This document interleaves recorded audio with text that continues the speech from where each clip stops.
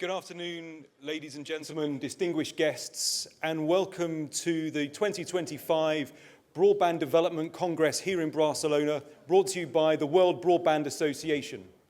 My name is Mark Oliver, and I'm Vice President of Strategic Consulting at Omdia, which is the research and consulting arm of Informa TechTarget. And Informa is delighted to be a founder member of the WBBA, also to be a newly appointed board member of the WBBA, as well as providing its research, events, and digital media expertise to the World Broadband Association's ongoing activities. And I'll be your host throughout this afternoon's event. Just to try and set the scene for a moment as we head out into this afternoon's discussion. A technology sector that will undoubtedly be defined by AI will unquestionably change not just telecoms organizations, but networks as well. The AI enrichment of digital environments is helping us to work smarter and play harder, and Omdia's research forecasts that AI applications will dominate global network traffic by 2030. Operationally speaking, we are seeing telcos deploy strategies to enable outcomes ranging from personalizing internet plans through to revolutionizing customer service. While, as you can see in the chart behind me here, as part of an Omdia survey of last year of operators, we asked which network processes AI will play a key role in. And you can see here that operators ranked optimization chief among them, closely followed by troubleshooting, monitoring, and deployment. I think showing that operators feel that AI will play a value-added role across all aspects of the fiber lifecycle. In short, AI has the potential to make broadband more efficient, more user-friendly, more cost-effective, as well as unlocking vital new revenue streams. But to fully benefit from those AI deployments, there are a couple of fundamental guiding principles that operators need to comply with. For instance, there is a crucial need to comply with a data-centric architecture so that the data can be analyzed at the highest quality level to ensure that there is a lack of bias, that there is trust, consistency, and accuracy. But at the moment, open and accessible data is not the norm within the operator organization, and that's crucial for the operator to be AI ready. Omdia's same survey from last year shows that there is still room for growth when it comes to open and accessible data, with only 36% of operators with fixed assets openly sharing their data with any team within their organization. Thankfully, 74% of operator respondents believe there is strong value in making that data available. So it's really important over the coming months that those barriers that exist within the telco organization are broken down to create the necessary transparency to allow operators to fully benefit from their AI investments. There is also a need to better understand AI use cases and deployment best practices, leveraging that understanding to deliver ROI, but also to accelerate the journey from telco to techco.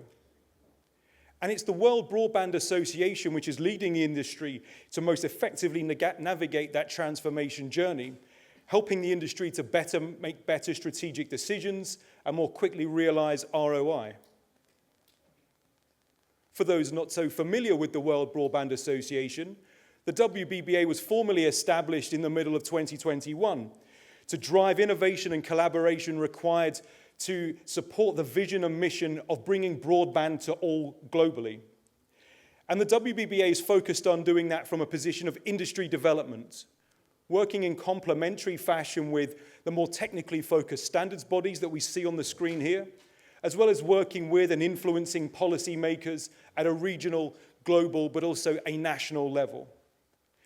To drive industry development, the WBBA seeks to bring together the entire industry ecosystem, as you can see on the right-hand side of the screen behind me, bringing together operators, vendors, policymakers, regulators, investors, device manufacturers, all of whom come together to support the value and to support the vision and the mission of the WBBA to provide broadband for all. And the WBBA currently touches more than 40 countries with more than 165 members representing all regions of the globe. We're grateful to have keynote speakers from across the industry join us this afternoon, as well as having fireside chats and a no doubt lively panel discussion later. All of those pieces of content will help to guide us through the experiences and the strategies required to plan for growth and innovation. I'd like to thank all of today's speakers, panelists, and sponsors, not just for making today's event a great success, but for making the World Broadband Association an ongoing success. If you're not already a member, please refer to the literature on the table in front of you, or come to speak to me or any of today's speakers to understand how you might benefit from and contribute to the World Broadband Association. But to kickstart officially this afternoon's proceedings, I'd like to welcome onto stage our first speaker, the WBBA chairman, Dr. Li-Zheng Mao.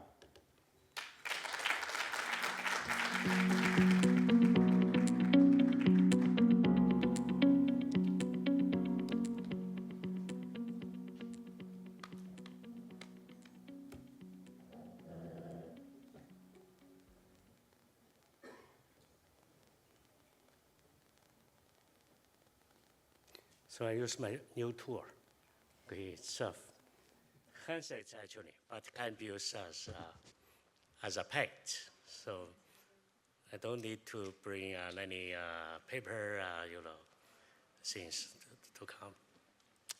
So, Your Excellencies, distinguished guests, ladies and gentlemen, good afternoon. It's a great pleasure to meet you here in Barcelona for the WBBA Broadband Development Congress Series event.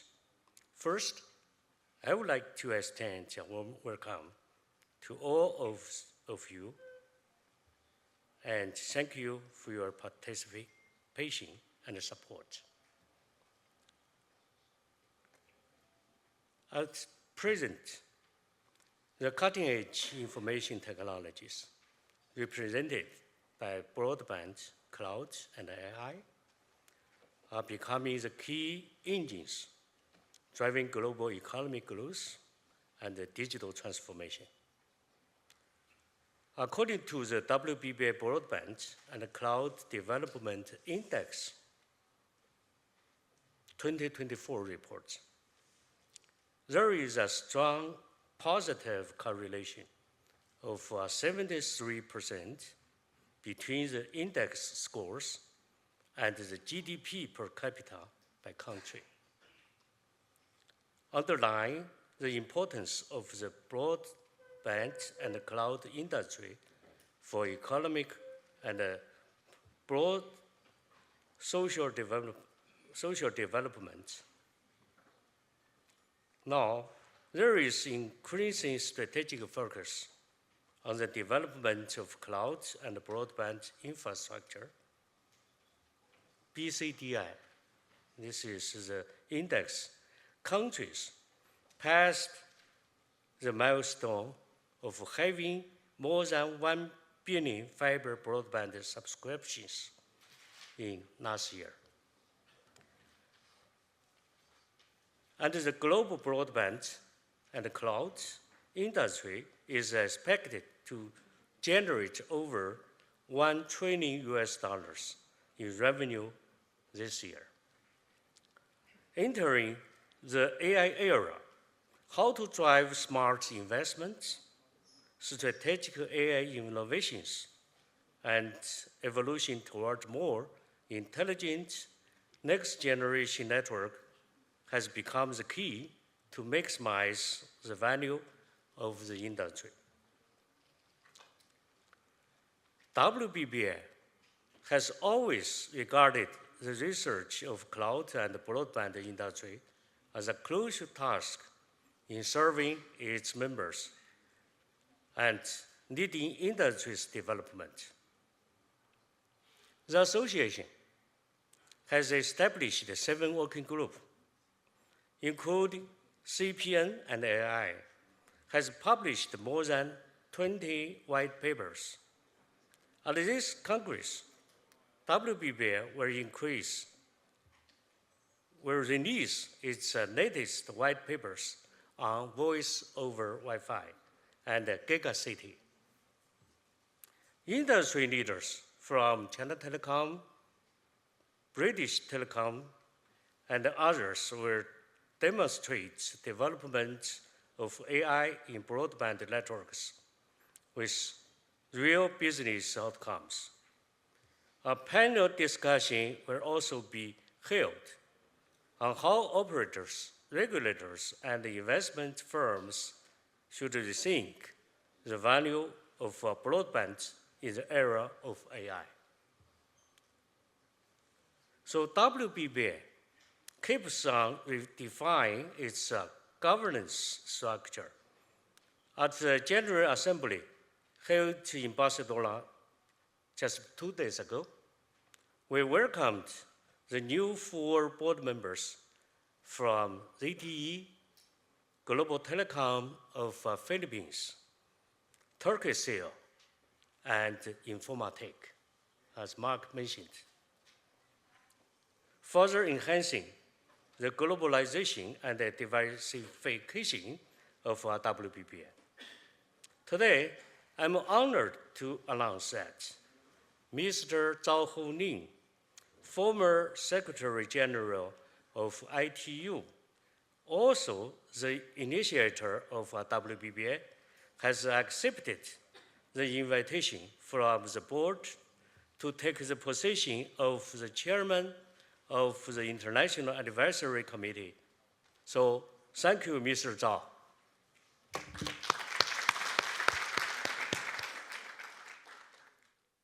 The association has grown over 160 global members, with 7 working groups conducting industry research.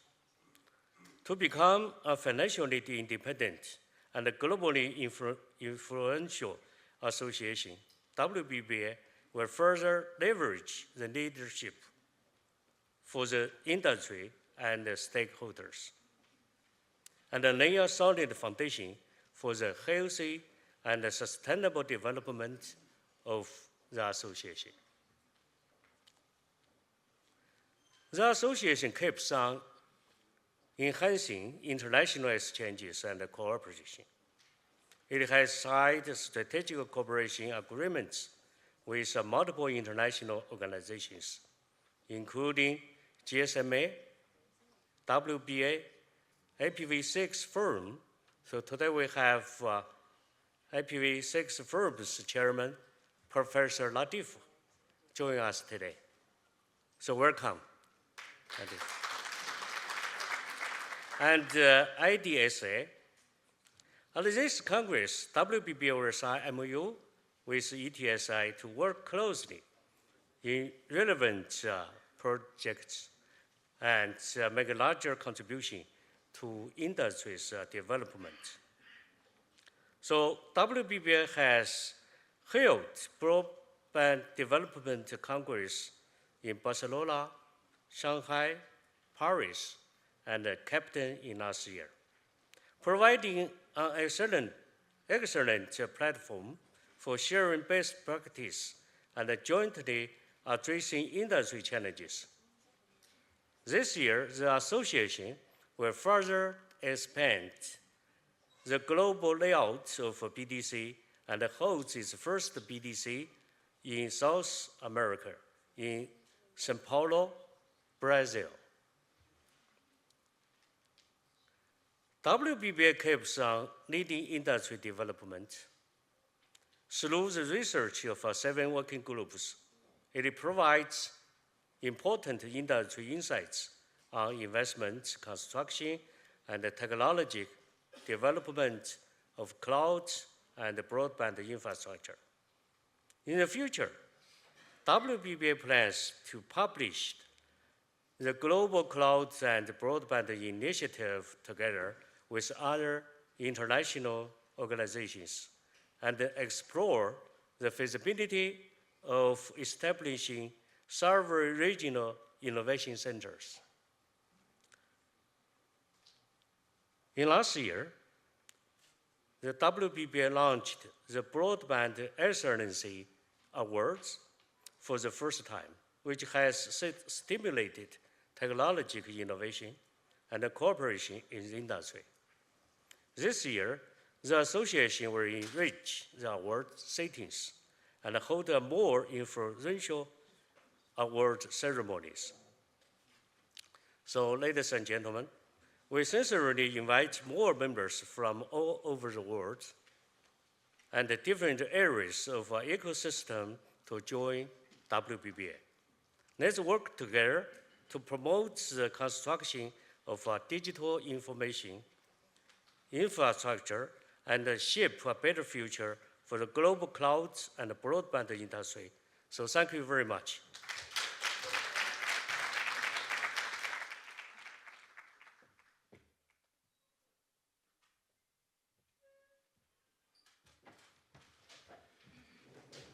Thank you, Dr. Li Zhengmao.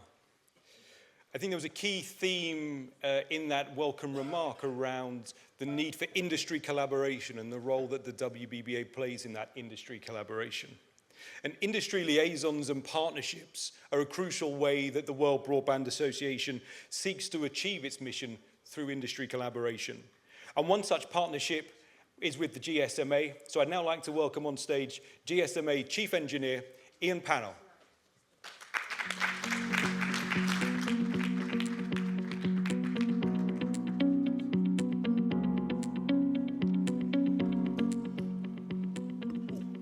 Bright lights. Good afternoon, everybody. And unlike the previous speaker, I rely on a different sort of technology. And I must apologize. I came here, I rushed from another presentation, which was really interesting for us. It was all about quantum technology and, in fact, post-quantum technology, so some quite deep tech, which is great fun. But actually, I see this session as something a little bit more positive. That one was more about protection. This one is about opportunity.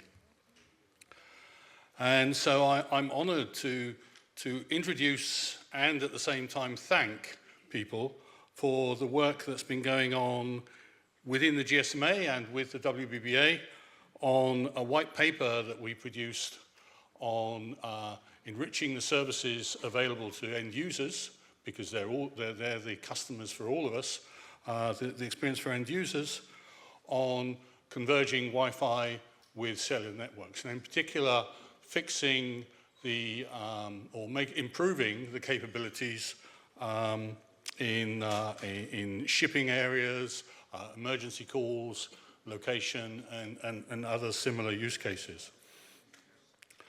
I'd also like to pay some sincere thanks to China Telecom for providing some great leadership within the GSMA on this activity, and of course the colleagues from WBA and sort of their contribution to this white paper, because it's a joint paper.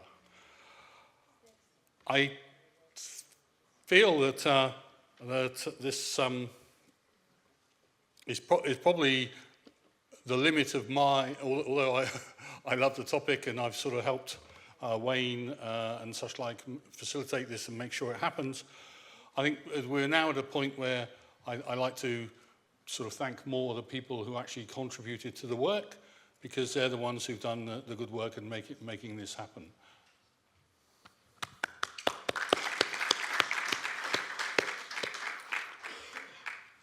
And at that point, I need to hand over to somebody, but as in my previous session where I was opening and introducing something, I've got no idea who it is.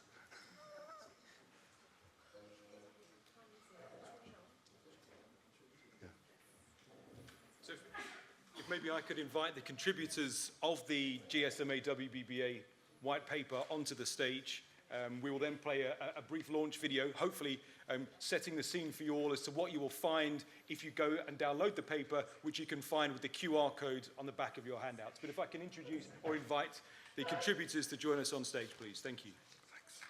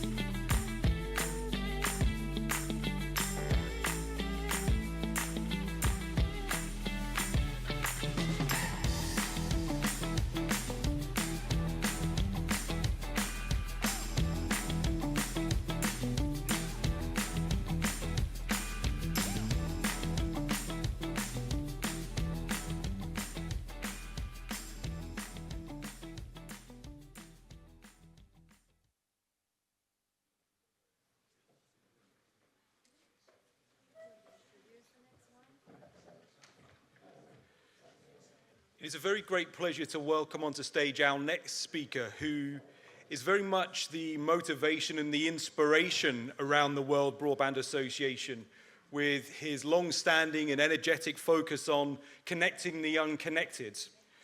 I'd like to welcome onto the stage the former Secretary General of the ITU, Mr. Zhao Hulin.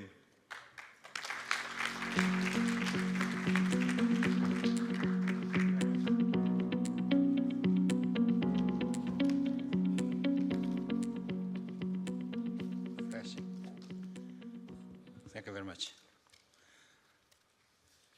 Dear participants, dear friends, ladies and gentlemen, distinguished guests, good afternoon. It's a great pleasure to meet you once again in Barcelona for the WBBA Broadband Development Congress. First of all, I'd like to extend my heartfelt congratulations on the fruitful results WBBA has achieved in the last year.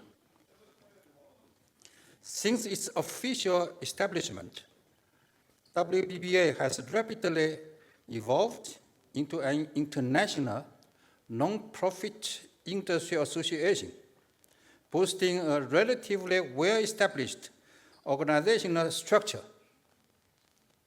a broad membership base, and profound industrial influence. The 7 working groups set up by the association have provided a powerful guidance for the healthy development of the global broadband industry by publishing white papers and authoritative reports. The WBBA BDC events have significantly amplified WBBA's international and regional presence, while establishing a premier platform for communication and collaboration among regional members, effectively promoting the innovation and application of broadband technologies worldwide.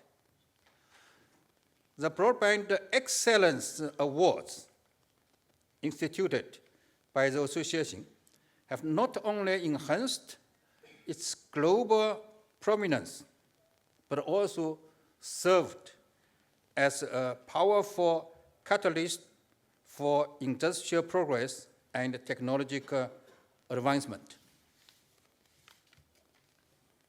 It is particularly gratifying to me that WBBA has demonstrated such a steadfast determination and impactful initiatives in promoting global digital inclusive development in the face of challenges posed by global digital divide.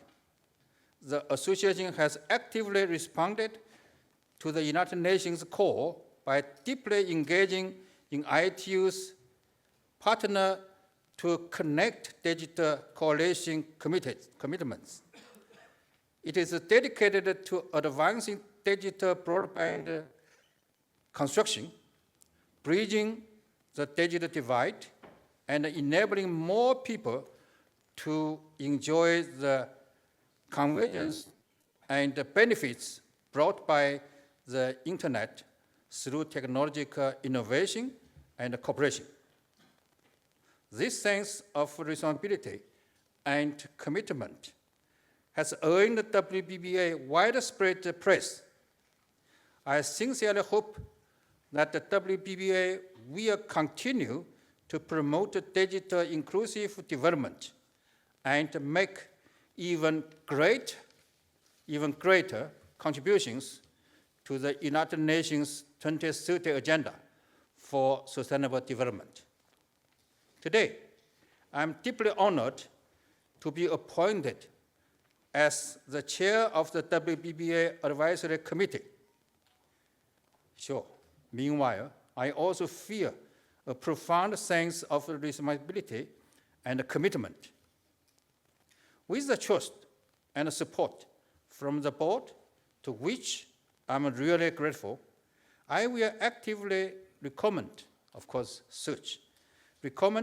and invite international figures who are influential in the business to join the committee, form a commitment team, and contribute our wisdom and strengthen to the development of association.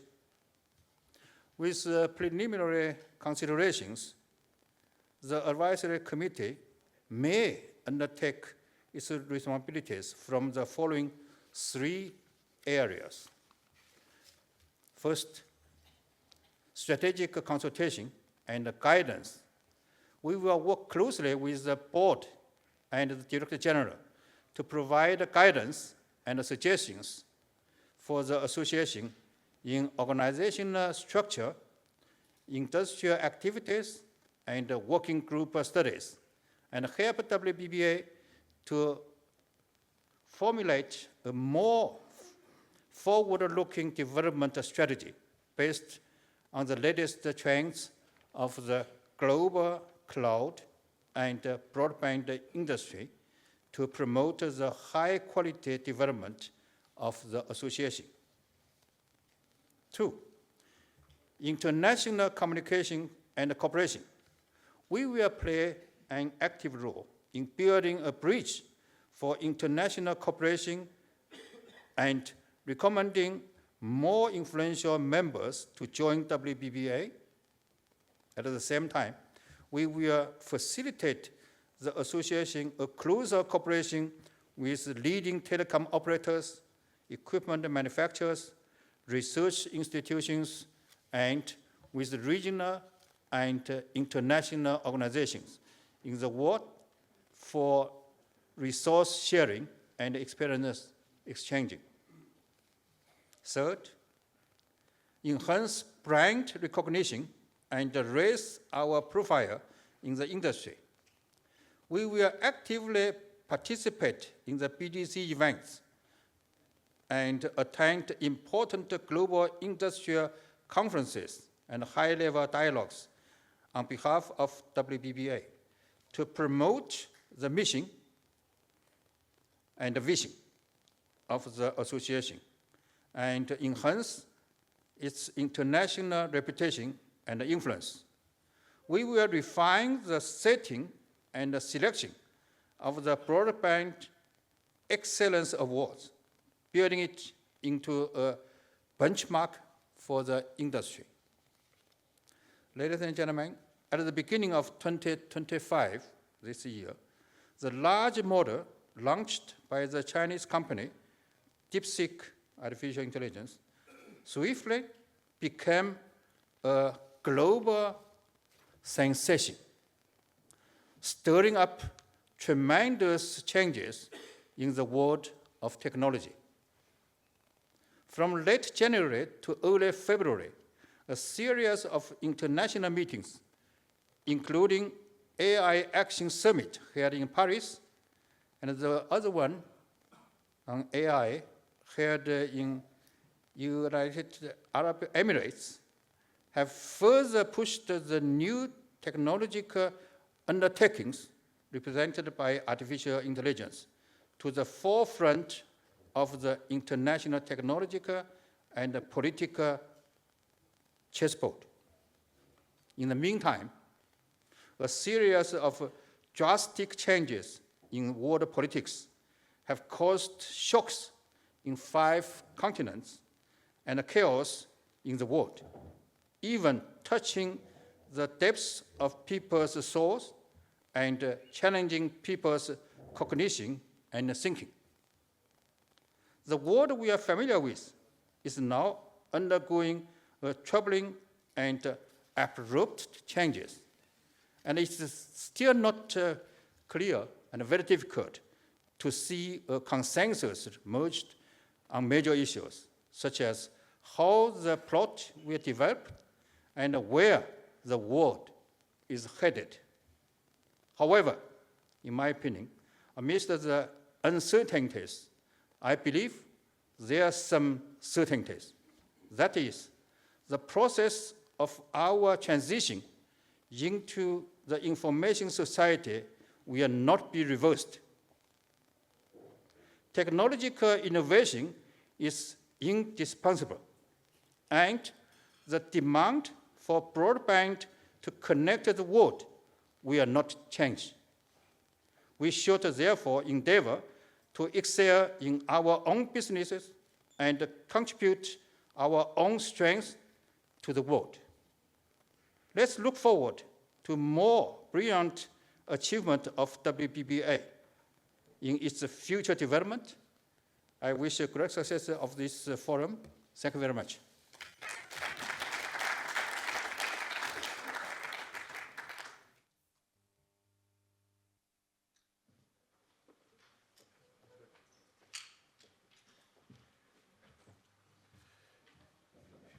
Thank you, Zhao Hulin, and I think a continuation there of one of the points that I made right up the front regarding the value of the WBBA in playing that role of industry development through consensus and a bringing together of the ecosystem to deliver on shared goals.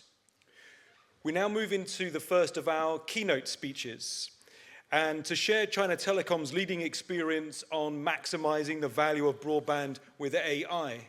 It is my very great pleasure to welcome onto the stage China Telecom Executive Director and Executive Vice President, Mr. Tang Ke.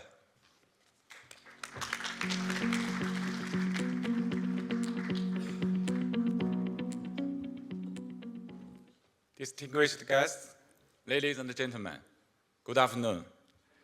It's a great pleasure to be here with you in beautiful Barcelona, and I'm honored to represent China Telecom to discuss broadband and AI, which is a grand theme of the era. With our European and global partners at WBBA here. Currently, the deep integration of AI and broadband networks is driving innovation and development across multiple sectors, becoming a critical force for the digital transformation of various industries. On one hand, the rapid development of generative AI has given rise to numerous new scenarios, business models, and patterns, leading to an explosive growth in computing power demands. On the other hand, new networks based on intelligent computing architectures are gradually becoming central of network development, evolving towards AI-native networks. China Telecom is actively promoting the deep integration of AI and cloud network broadband, expanding the boundaries of applications, proposing new connotations, new features, and new technologies for cloud network convergence. This accelerates network innovation and evolution and facilitates the entry into a new phase of cloud network convergence 3.0 centered on artificial intelligence data centers, which named AIDC. China Telecom is actively exploring and practicing innovations in basic networks, storage computing integration, data, as well as large models and applications, driving the new development of intelligent broadband. Taking this opportunity, I would like to share some of China Telecom's practice in this field. China Telecom has established the world's largest ROADM all-optic network and gigabit fiber optic network. FTTR, which means fiber to the room. FTTR users have reached 11.58 million. The coverage rate of 10G-PON ports in urban residential areas has reached 94%. the company has fully entered the era of gigabit FTTR. It has pioneered the world's first 10 gigabit broadband network based on 50G PON. It has built a global-reaching international network with the deployment of submarine cable systems spanning over 90,000 kilometers and the international transmission bandwidth exceeding 100 Tbps. China Telecom is firmly promoting cloud network convergence, constructing new digital infrastructures centered on AIDC. This will provide solid support for industrial upgrading and the digital economy. The company continues to strengthen the integrated space, air, ground network layout, accelerating the development of low-altitude intelligent connected networks. We are dedicated to advancing our cloud network operating system to drive the intelligent evolution of cloud network capabilities. China Telecom's eSurfing Cloud, as the largest operator cloud in the world and the largest hybrid cloud in China, serves over 4.5 million customers. It ranks #1 in the dedicated cloud services market in China and in the top tier of public cloud services. The company has built a nationwide 2+3+7+X public intelligent computing cloud pool.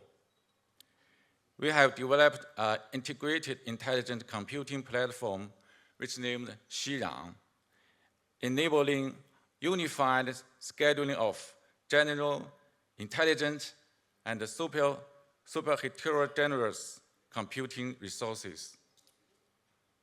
The Xirang platform is the first operator-level cloud platform in China to achieve full-stack localization of DeepSeek model inference services. Orienting towards training large models with trillions of parameters, Xirang is capable of providing industry-leading solutions. It can mobilize tens of thousands of GPUs, supporting the efficient and stable training of China Telecom's own large model, which is named Xingchen. China Telecom has built 3 foundational pillars: intelligent cloud computing, data, and general large models. And it independently developed the Xingchen large model that covers semantics, speech, vision, and multimodalities. We launched an open AI capability tools platform to co-create and share application scenarios.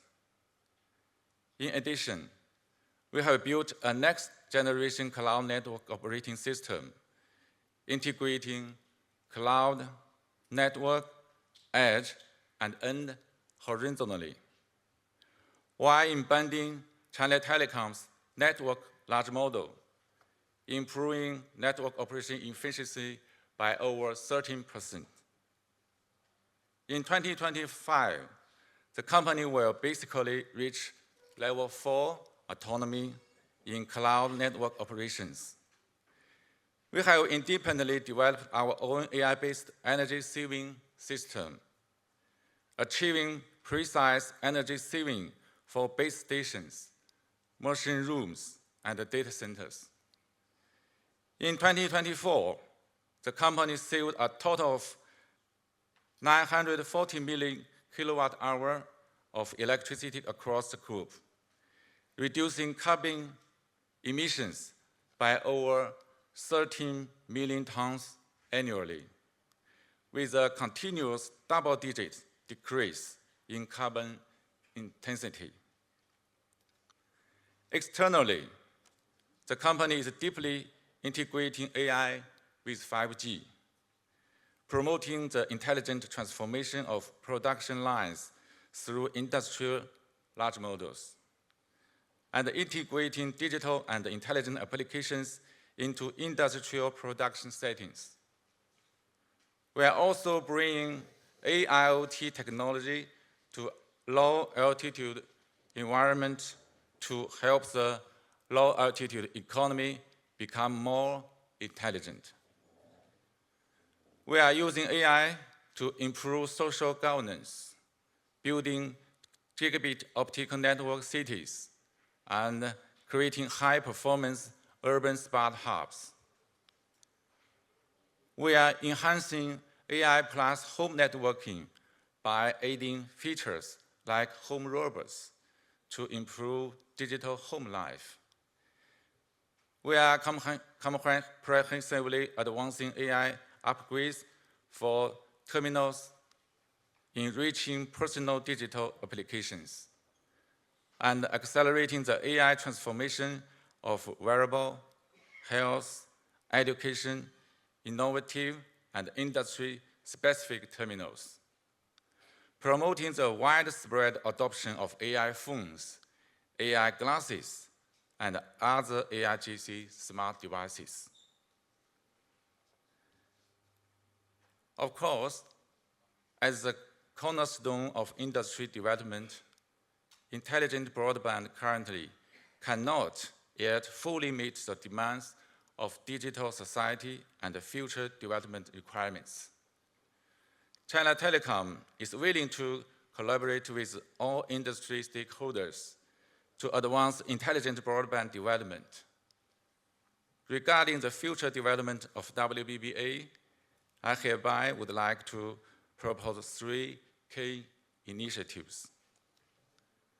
First, optimize industrial layout to promote intelligent upgrading. We should drive intelligent broadband services for innovations, lower operational costs, and higher profitability. We should share best practices from global industries and foster innovative development and digital intelligent transformation of the global intelligent broadband industry. Second, deepen technological innovation to solidify the digital foundation. We should pour resources and strengthen from various parties, increase investment in technology research and development, and actively promote the construction of digital information infrastructure, which with cloud network convergences as the core feature.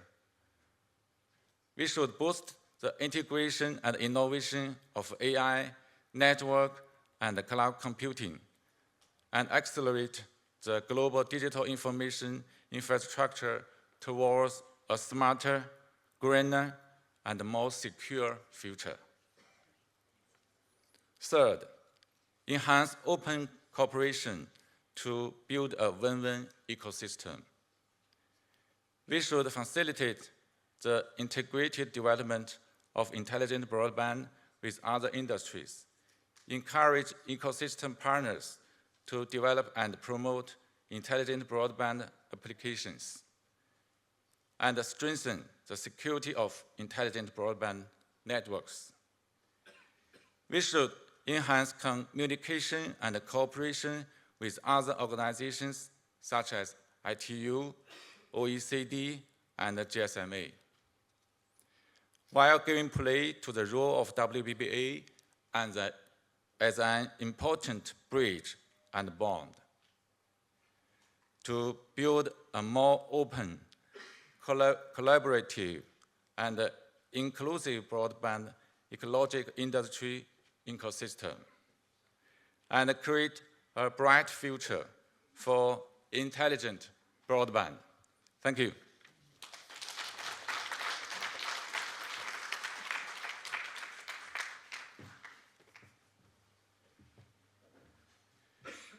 Thank you, Mr. Tanker. And I think, to echo that final proposal there and call for partnership and collaboration, I think it's almost goes without saying, but I'm going to say it anyway, that the need for partnership in order to make a successful and accelerated return on AI investments is more acute than ever.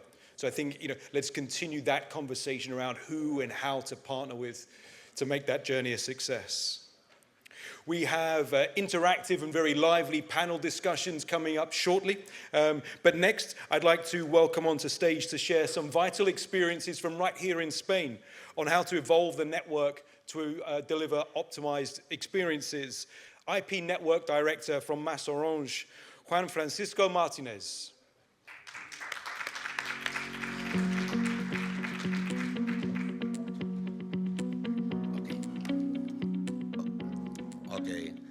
Good afternoon, everybody. I'm Juan Francisco Martinez, IP Network Director in MasOrange. I am very excited to be here and would like to thank WBBA to invite us for sharing our IP strategy. First of all, I would like to tell you who we are. We are MasOrange. We are the merger former between MásMóvil and Orange last year.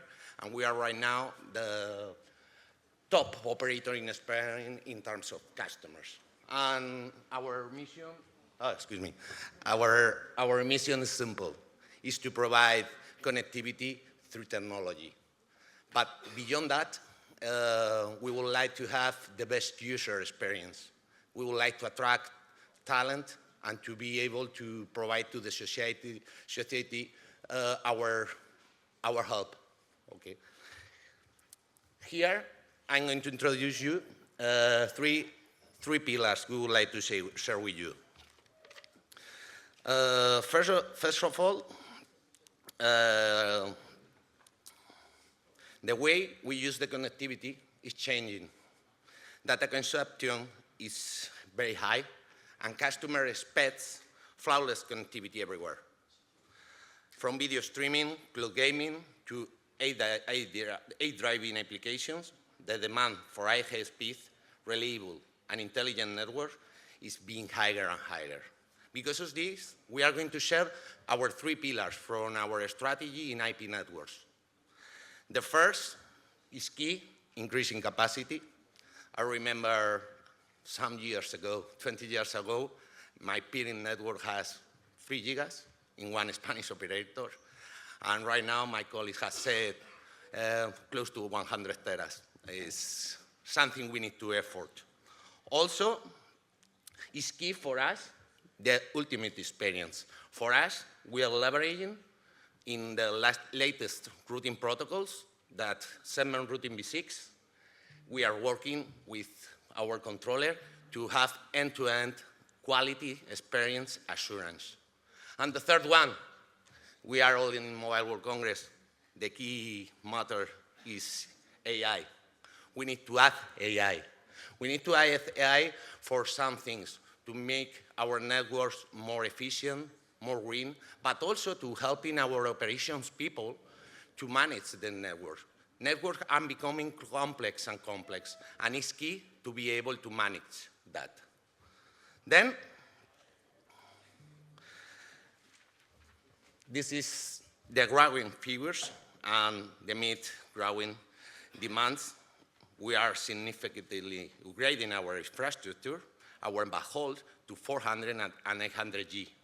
Also, here doesn't appear, but also using new technologies as IP over WDM to make more green our networks, to make time to market better for our networks.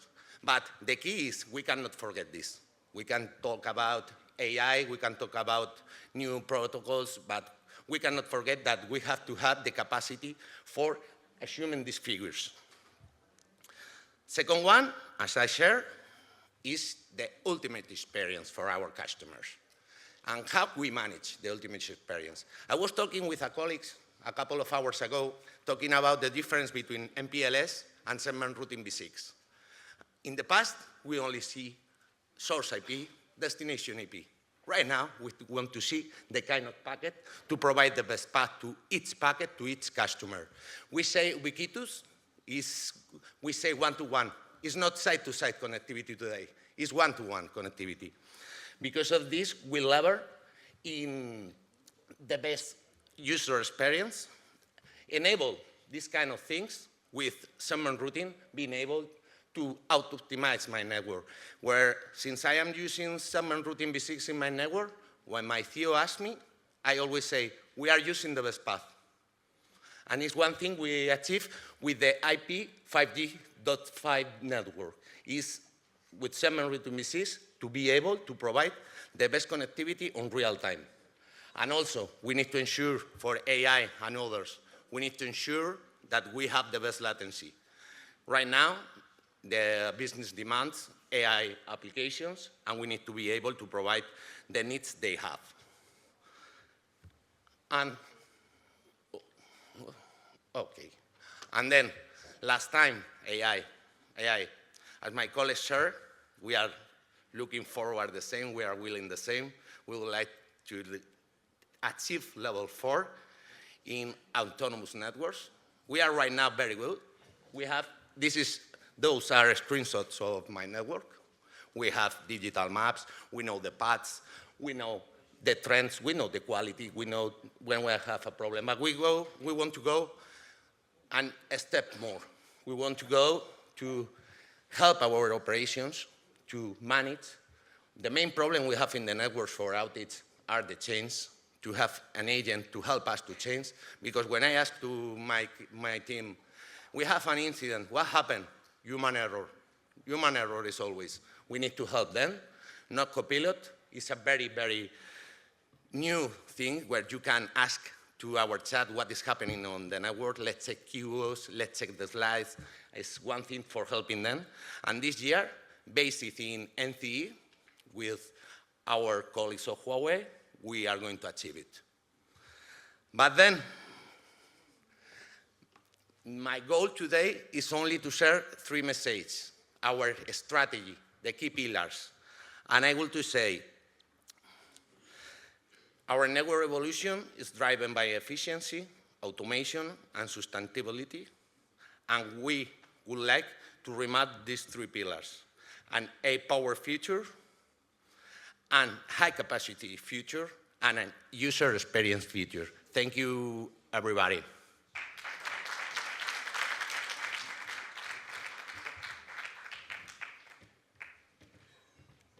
Thank you, Juan Francisco, and thank you for bringing us the phrase and the concept of ultimate experience for our customers during the course of that presentation. I think a motivation for us all, and thank you for sharing the kind of the underlying network evolution that you've been overseeing at Mass-Orange to be able to achieve that. I mentioned in my introduction that influencing policy and supporting investment strategies are among the key goals of the World Broadband Association. And it's certainly with that in mind that I'm delighted to invite onto the stage next the head of digital trade and geopolitics at the World Economic Forum, Mr. Simon Lacey.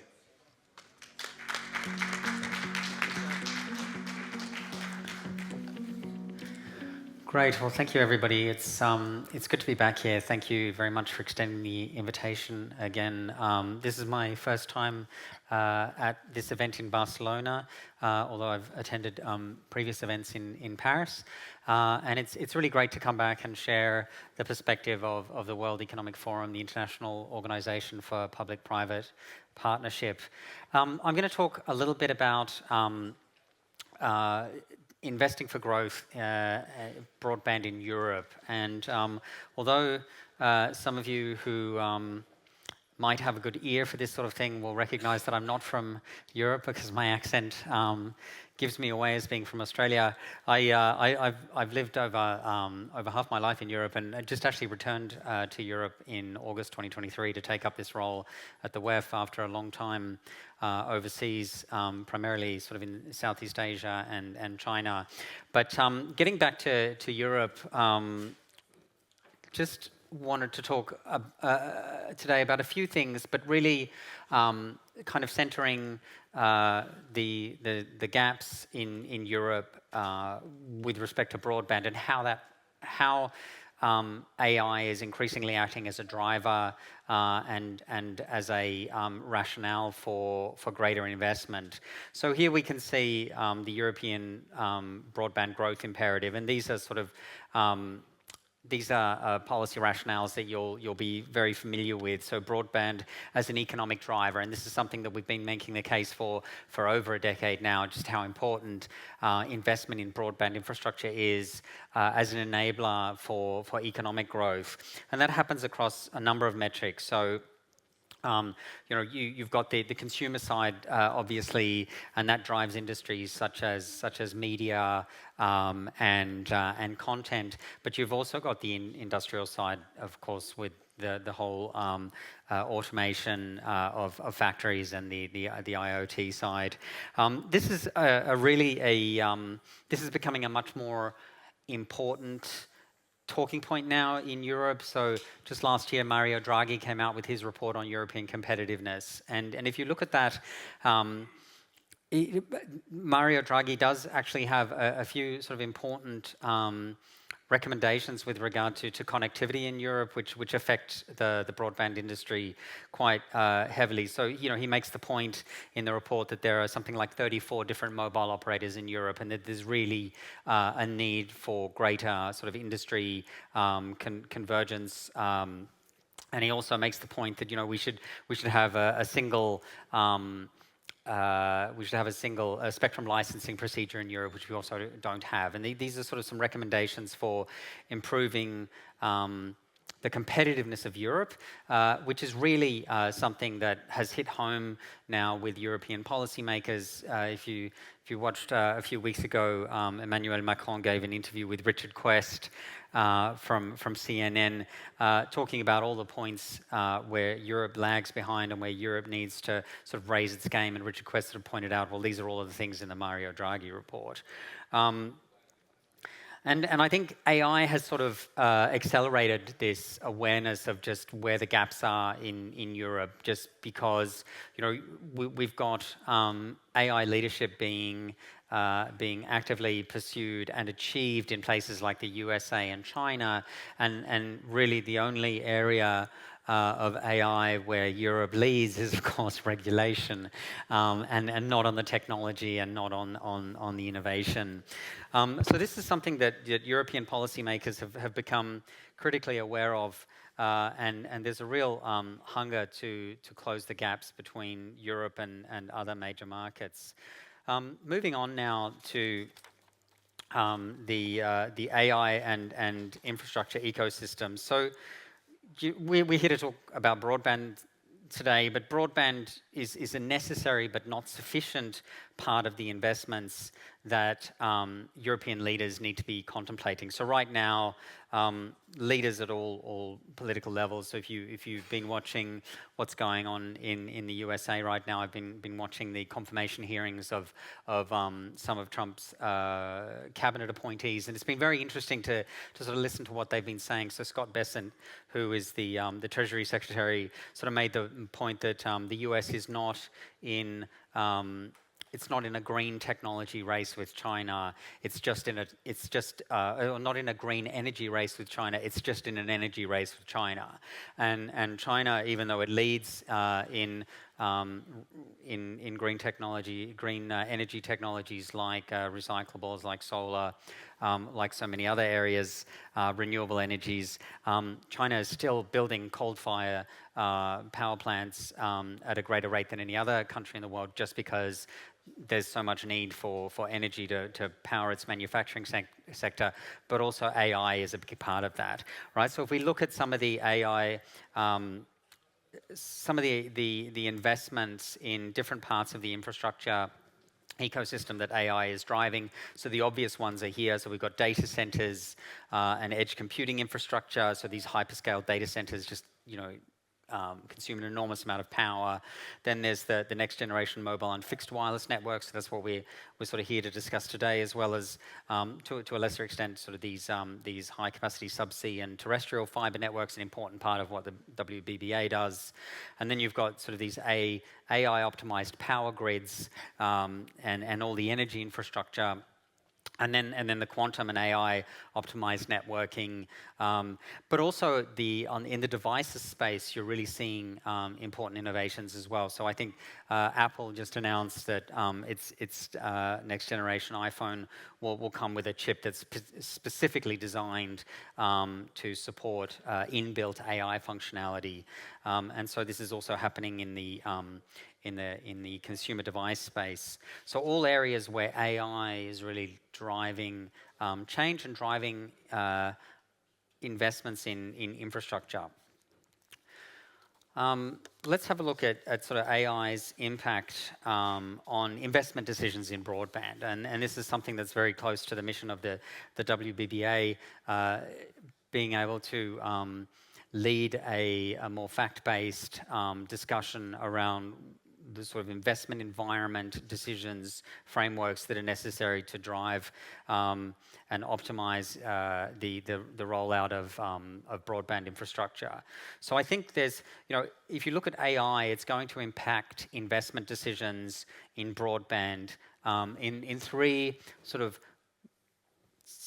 important but smaller ways, but also in one big way. So you've got this network efficiency and return on investment argument. So AI-driven automation lowers operating costs and improves sort of the scalability. And then you've got AI, in the market viability analysis, it enhances the data analytics for demand forecasting and investment risk assessment, also important.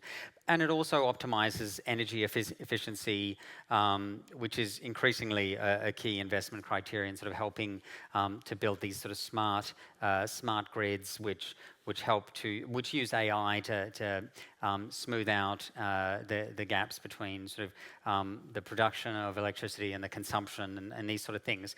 But I think there's one really sort of killer use case for AI based on my own experience, and that is, AI is kind of the killer use case for broadband.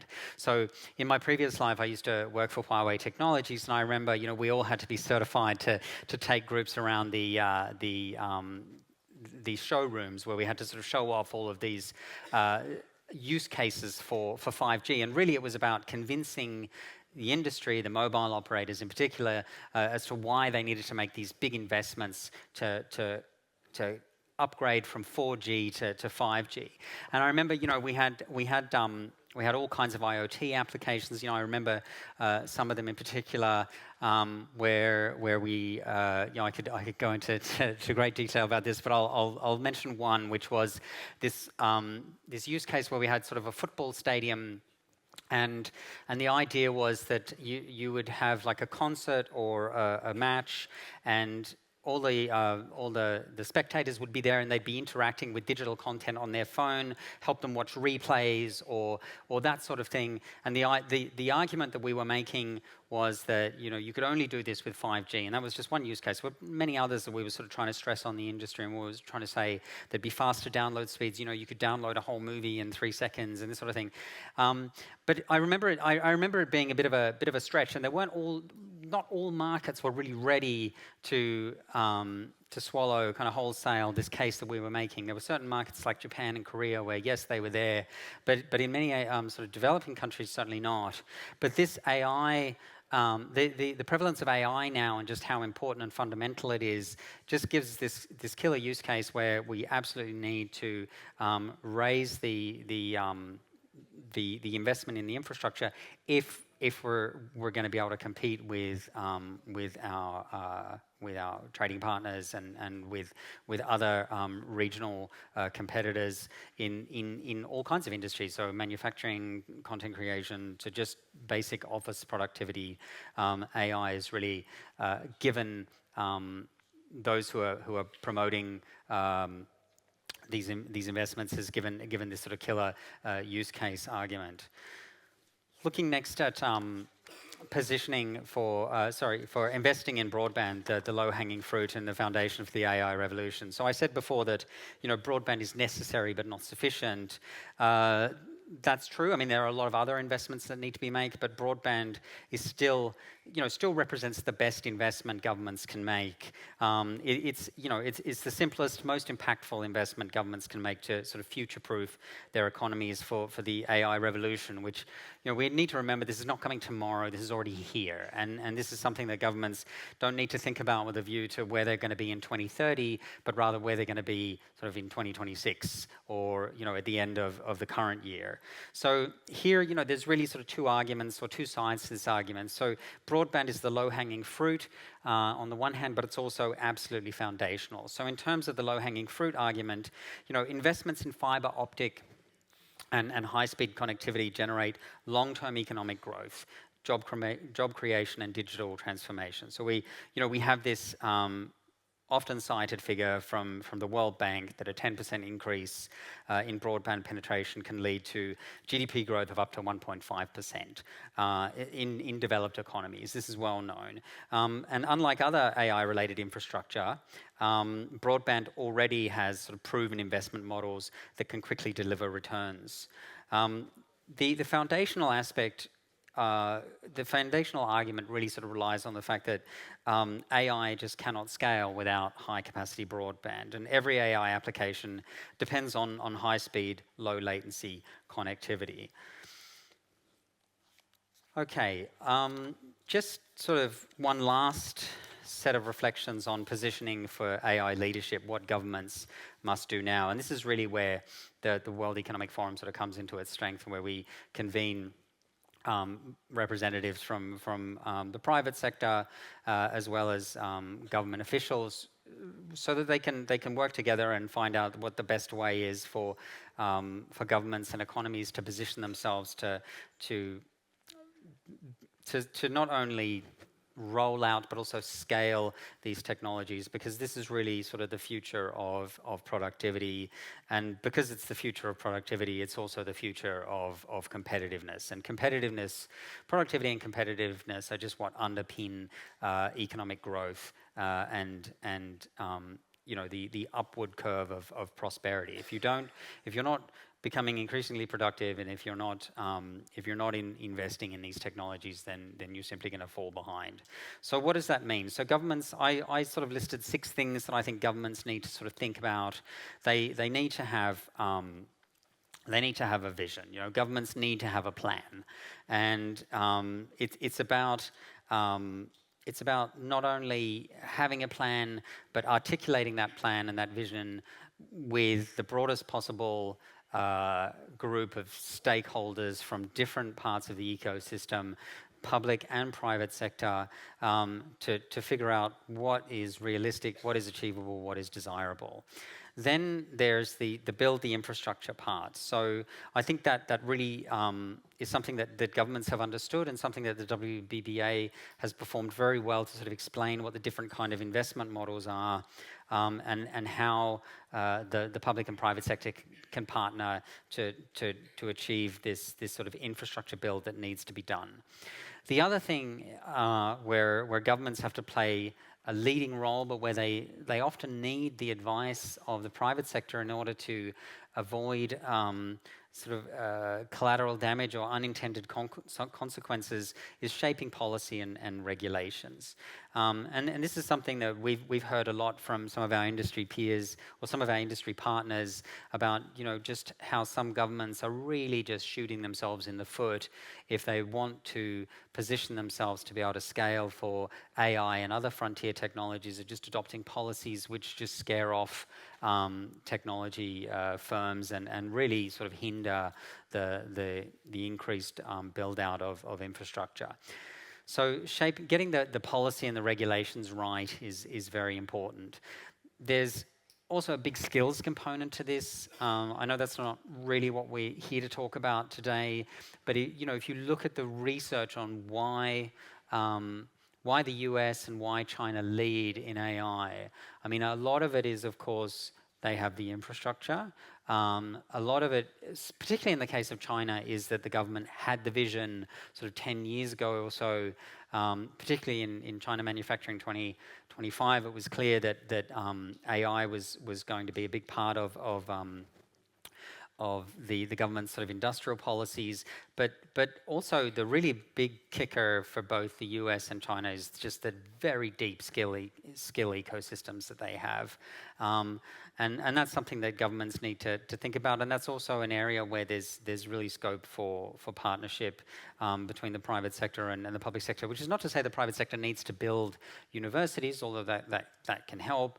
But it is demonstrated that most of the sort of skill acquisition after leaving university happens within firms. And that can also be true for AI skills. And then supporting AI research is another thing that governments really need to take seriously if they want to position themselves to be key players in this sort of emerging technology. And then ensure AI and broadband infrastructure for all. And that really gets back to the central mission of the WBBA. Good. I think that's it. Yes, that's all I wanted to say about that today. So thank you very much. I'll hand back to you, sir. Thank you.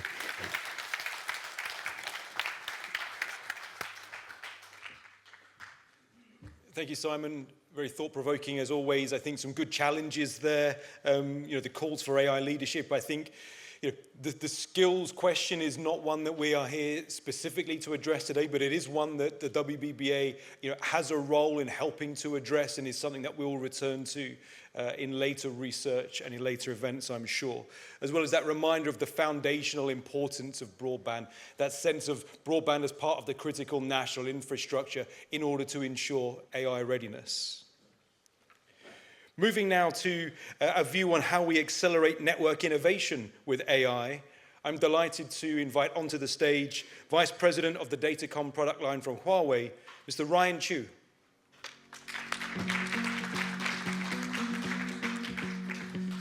Hello, distinguished guests and ladies and gentlemen. I'm Ryan from Huawei Datacom product line, and I'm honored to have the chance to have the speech today, this afternoon. So my speech topic will mainly about AI WAN, which can accelerate Net 5.5G era to lead the IP network to the next generation.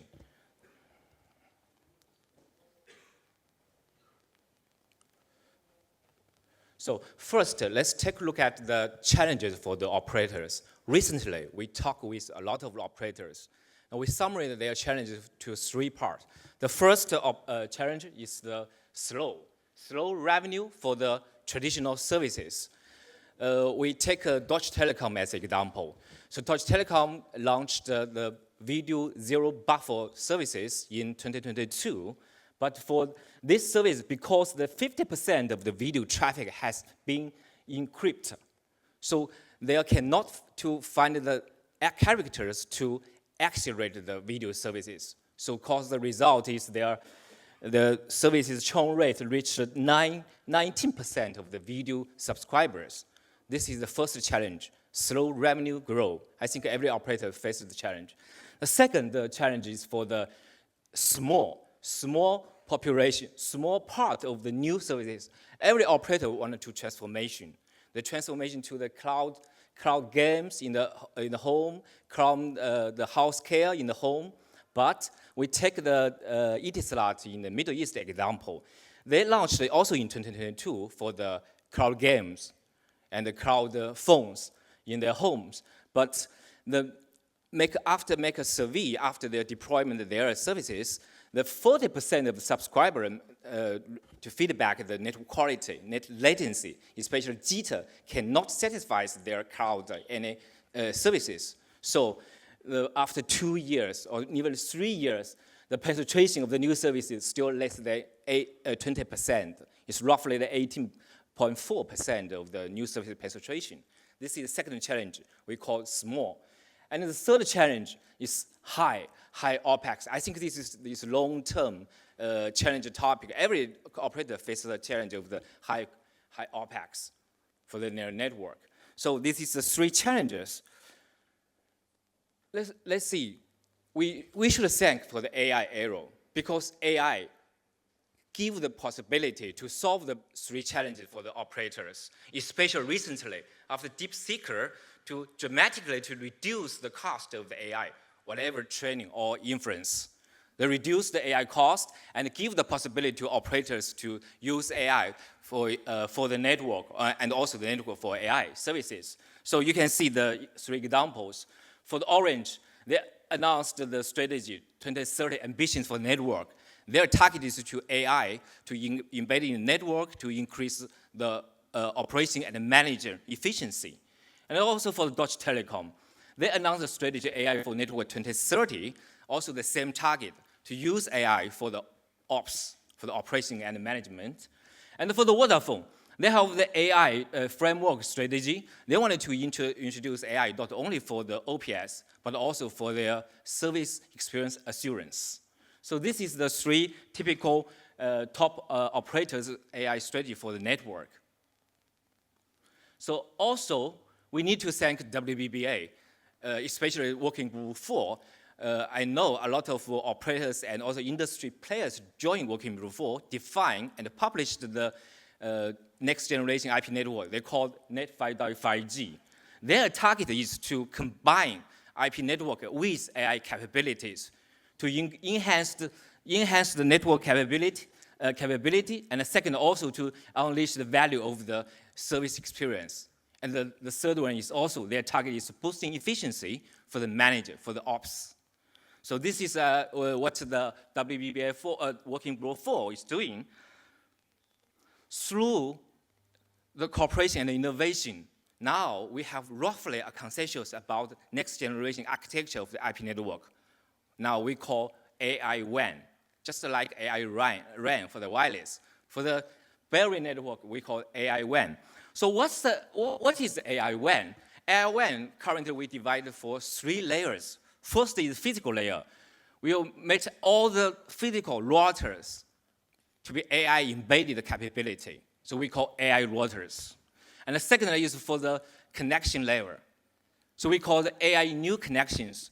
The purpose is to provide the any service flows, the better experience and assurance for the traffic. And the third is AI new brain, just like Mass Orange also mentioned. They use the digital map to use one map, one brain to determine all the network operation and management, even the scheduling.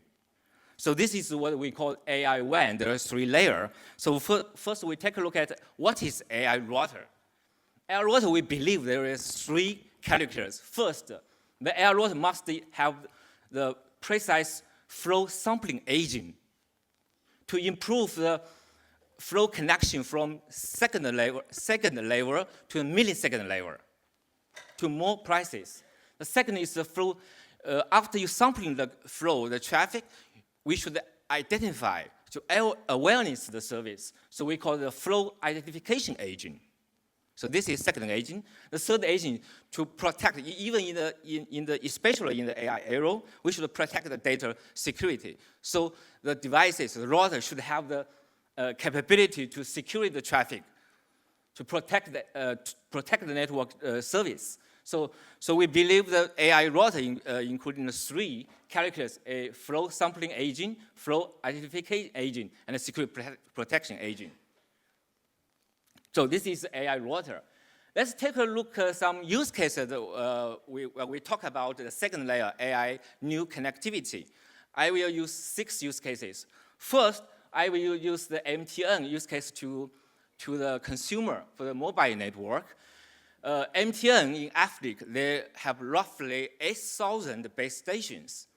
After their management and also the opinions, their discovery, there were always 10% of the base station have the link congestion and have the traffic suppression by the application level, by the OTT. But for them, it's very difficult to find what's the 10%, where is the 10% link congestion, because always dynamically change. So after we cooperate with MTN, we deployed our AI WAN solution with the real-time flow collection, with the price optimization.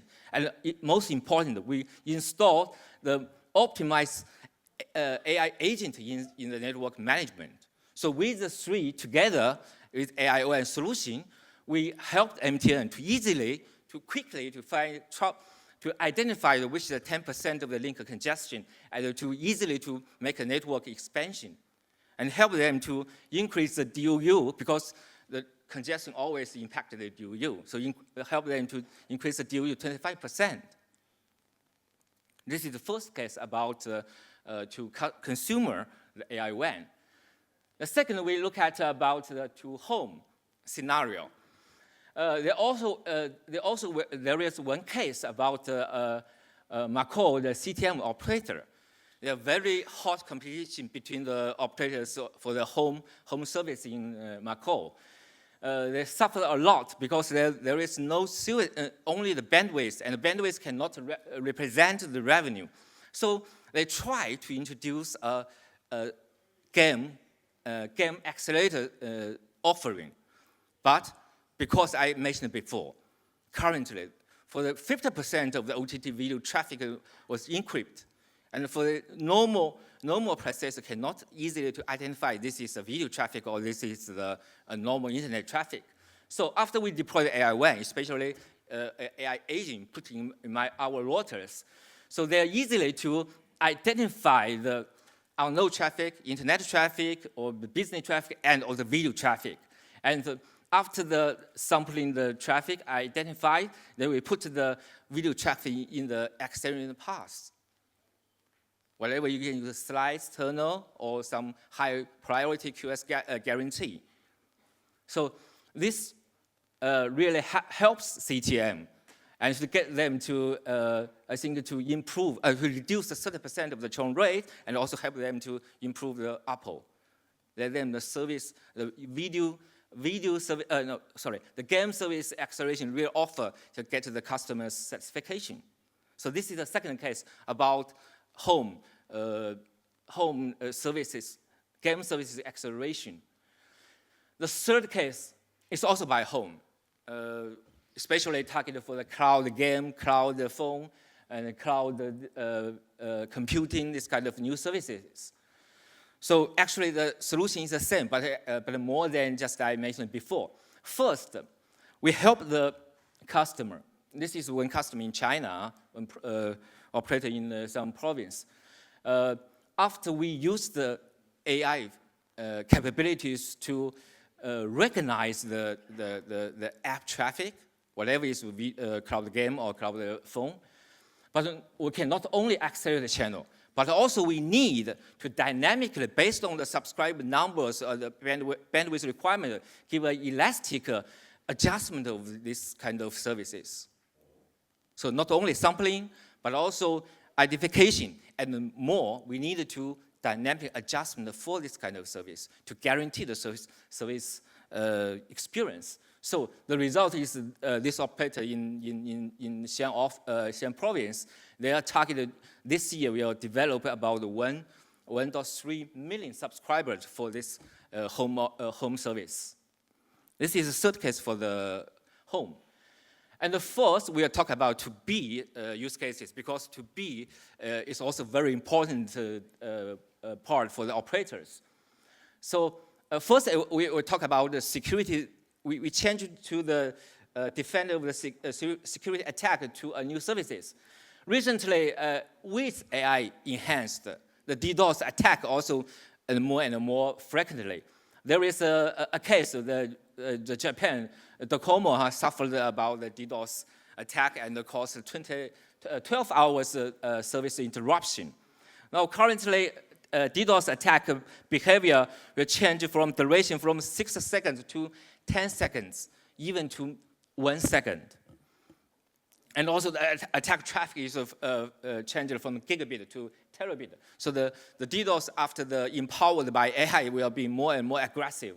So traditional protection of the operator network or the lease line, the service for the business subscriber is about 1,000 to 1 sampling.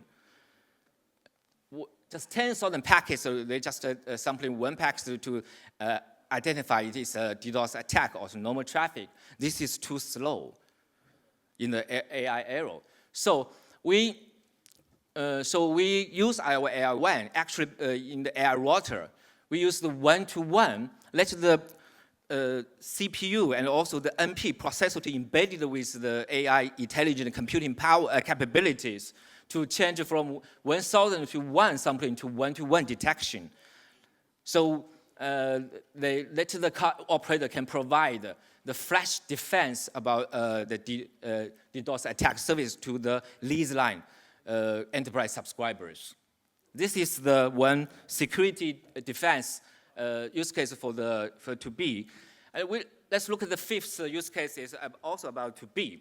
This is also very hot topic, hot use cases, I think, in operator, not only in China, but also in all over the world. Because every operator now to focus on about the computing, not only for themselves, but also to try to lease this computing to the enterprises. So we cooperate with Shanghai Telecom, Shanghai China Telecom. We provide we call it the computing network and with the express data transfer services, and we provide the training between the customer premise and with the data center services to let the customer to keep the security of the data. So we provide two kinds of services with China Telecom Shanghai for their subscribers. Why we need this? Because in the AI training, in big data transfer and also the AI training, the traffic behavior, 80% will be the elephant traffic. For normally forwarding behavior, only can use 40% of the throughput of the network, only 40% of the utilization of the network. So you must do AI functionality to identify the big elephant traffic and make a whole network load balancing to make higher utilization of the traffic. So after we cooperated with China Telecom, so we improved from 40%, nearly 40% of utilization to 90% of utilization of the throughput of the network. So this is the fifth use case. So we comes to, actually this is the AI WAN, third level, the new brand. So the use case for how to deploy the AI agent for the network management level. So we also cooperated with China Mobile, especially in Guangdong. China Mobile Guangdong have a large scale of network elements, at least about 100 element nodes. And their pain point is every month, more than 60,000 for or problem tickets, and over 10% of repeated site visitors to adjust the link, to optimize the configuration, and also the MTI is more than 4 hours. So we'll put the AI, we call it the assurance spirit agent in their network. And cooperate with AI router, with AI new connection, and the AI brand. Together, we help them to not only visualize, use digital map, just now the Master Orange also mentioned about digital map. Digital map is only visualization of the network quality. But after we find the problem, we need to fastly and quickly to troubleshoot and to solve it. So with our assurance spirit in the AI new brand. So the result is just we increase 90% of the fault ticket handling efficiency, and also increase the MTTR 90%. So this is another case for the AI brand, the third level, the AI WAN. So just now I mentioned in the WBA Working Group 4, they already published and defined the next generation net 5.5G. And now we continuously innovate with the industry together. We define not only the name, the generation name of net 5.5G, but also we define the next generation architecture we call AI WAN, including AI router, AI new connectivity, and a AI new brand. So just now, as a main provider of telecommunication, Huawei, I represent our product line, and also I represent our president, Mr. Wang Lei, also here. we will continuously to join the WBBA with the operators, with the industry player together, but also not only WBBA. We know WBBA just combine a lot of industry SDOs, like I know ITU is coming, ITF is coming, IPv6 Forum Chair, Latif is coming, and also NIDA is coming. So we also will 100% be invested and to cooperate with the industry together to conduce innovation for AI plus network, AI for network, and a network for AI. Thank you very much. Thank you.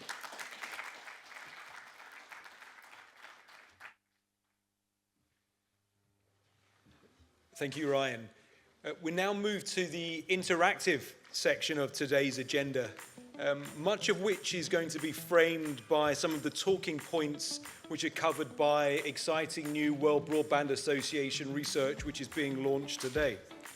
The World Broadband Association's working groups and the research that those groups produce is very much the engine room for the thought leadership and the market influencing which the WBBA is seeking to take. So I please just encourage you to check out on the handouts that are around the room today on your chairs, via the QR code. Do take a look at the research, share your feedback, engage in the conversation, and continue to work with us. The first panel discussion that we're going to have here is going to debate and discuss how we rethink global network value in this AI era.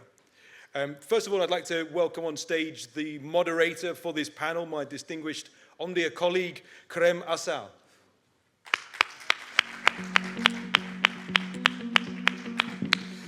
And Kerem will be joined by Jesus C. Romero from Converge ICT Solutions, Ambika Kurana from Vodafone Idea, and Mehmet Duras from Turkcell.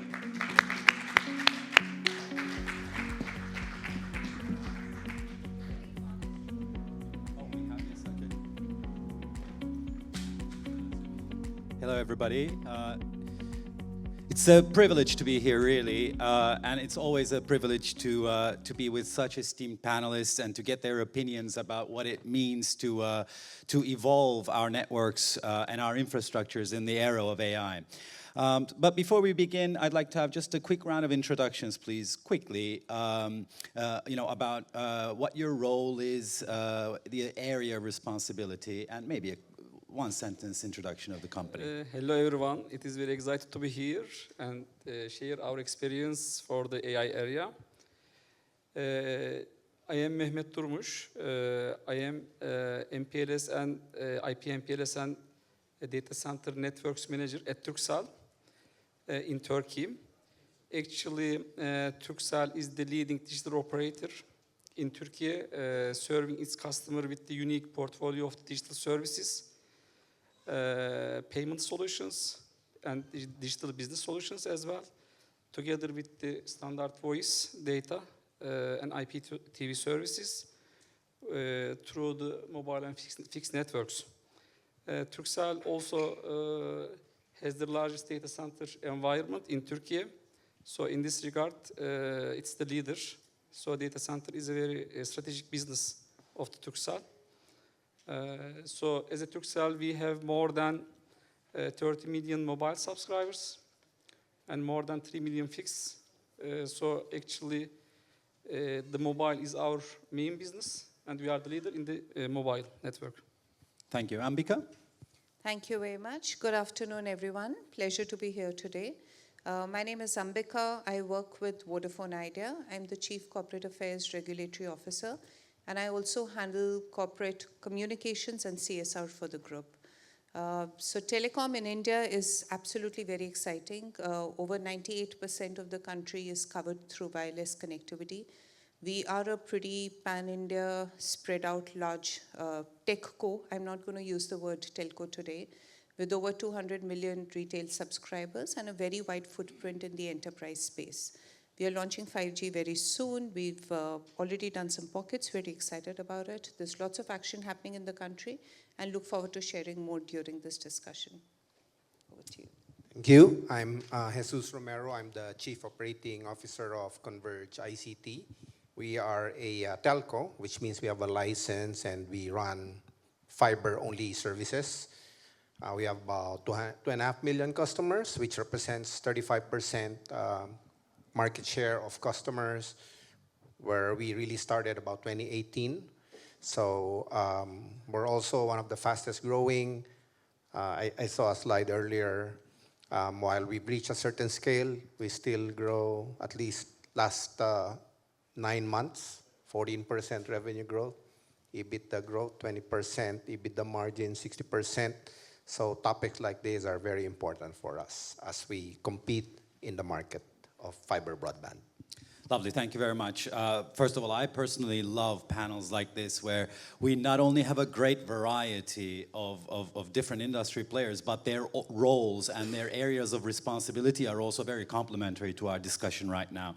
Because AI infrastructures are about data centers, AI infrastructures are about connectivity, and AI infrastructures are also about humans and regulations, etc. But before we begin, what I want to do is to kind of step back maybe a little bit and understand the demand side of AI a little bit more. It is coming in fast. It is already making huge impacts on the ways that we live and work. But what is your vision regarding the future of AI adoption in your markets? Do you see some use cases that are already dominating, or what do you expect in the future? Let's start with you, Jesus. Okay.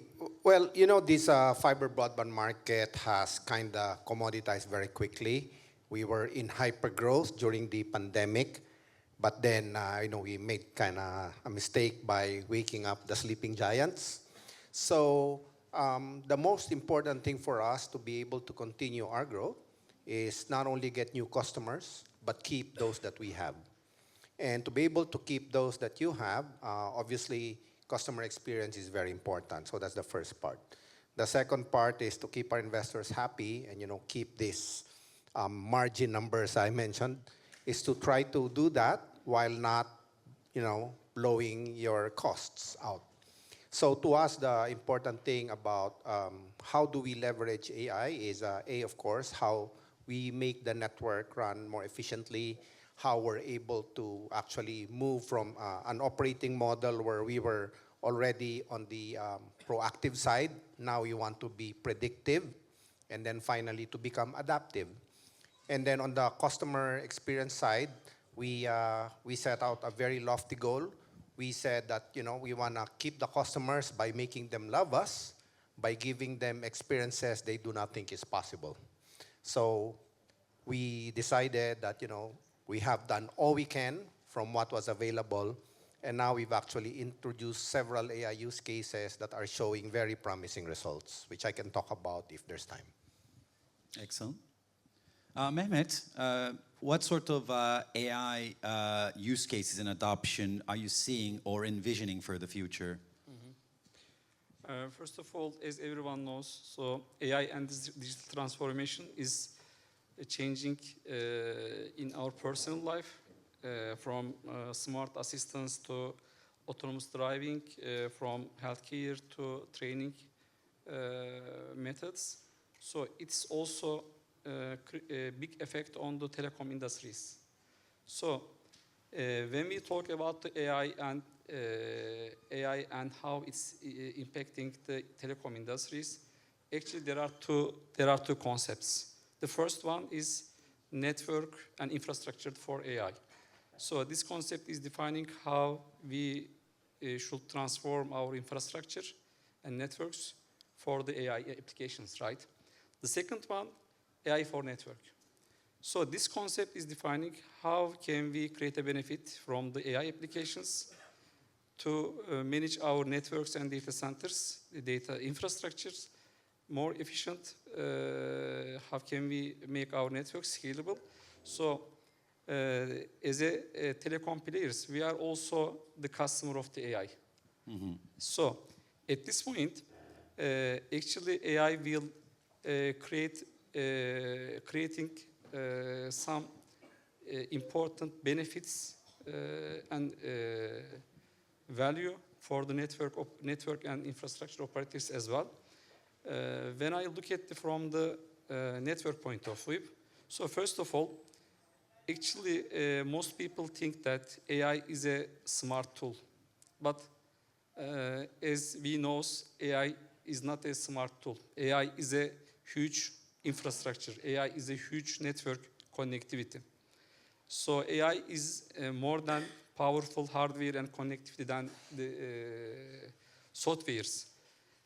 Actually, when we look at from the software point of view, our job, I think, is not so difficult because we have really brilliant and intelligent software engineers.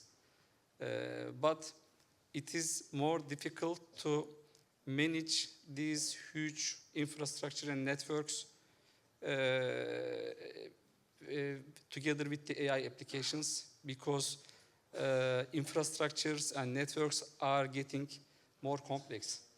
So at this point, we really need AI applications. How can we manage our networks efficiently? How can we manage traffic based on their needs according to our resources? And how can we use our resources more efficient using AI applications? And this is the network point of view. And when I look at from the data center point of view, also the data center infrastructures are getting more complex. So we need to manage data center infrastructure. We need to manage our resources.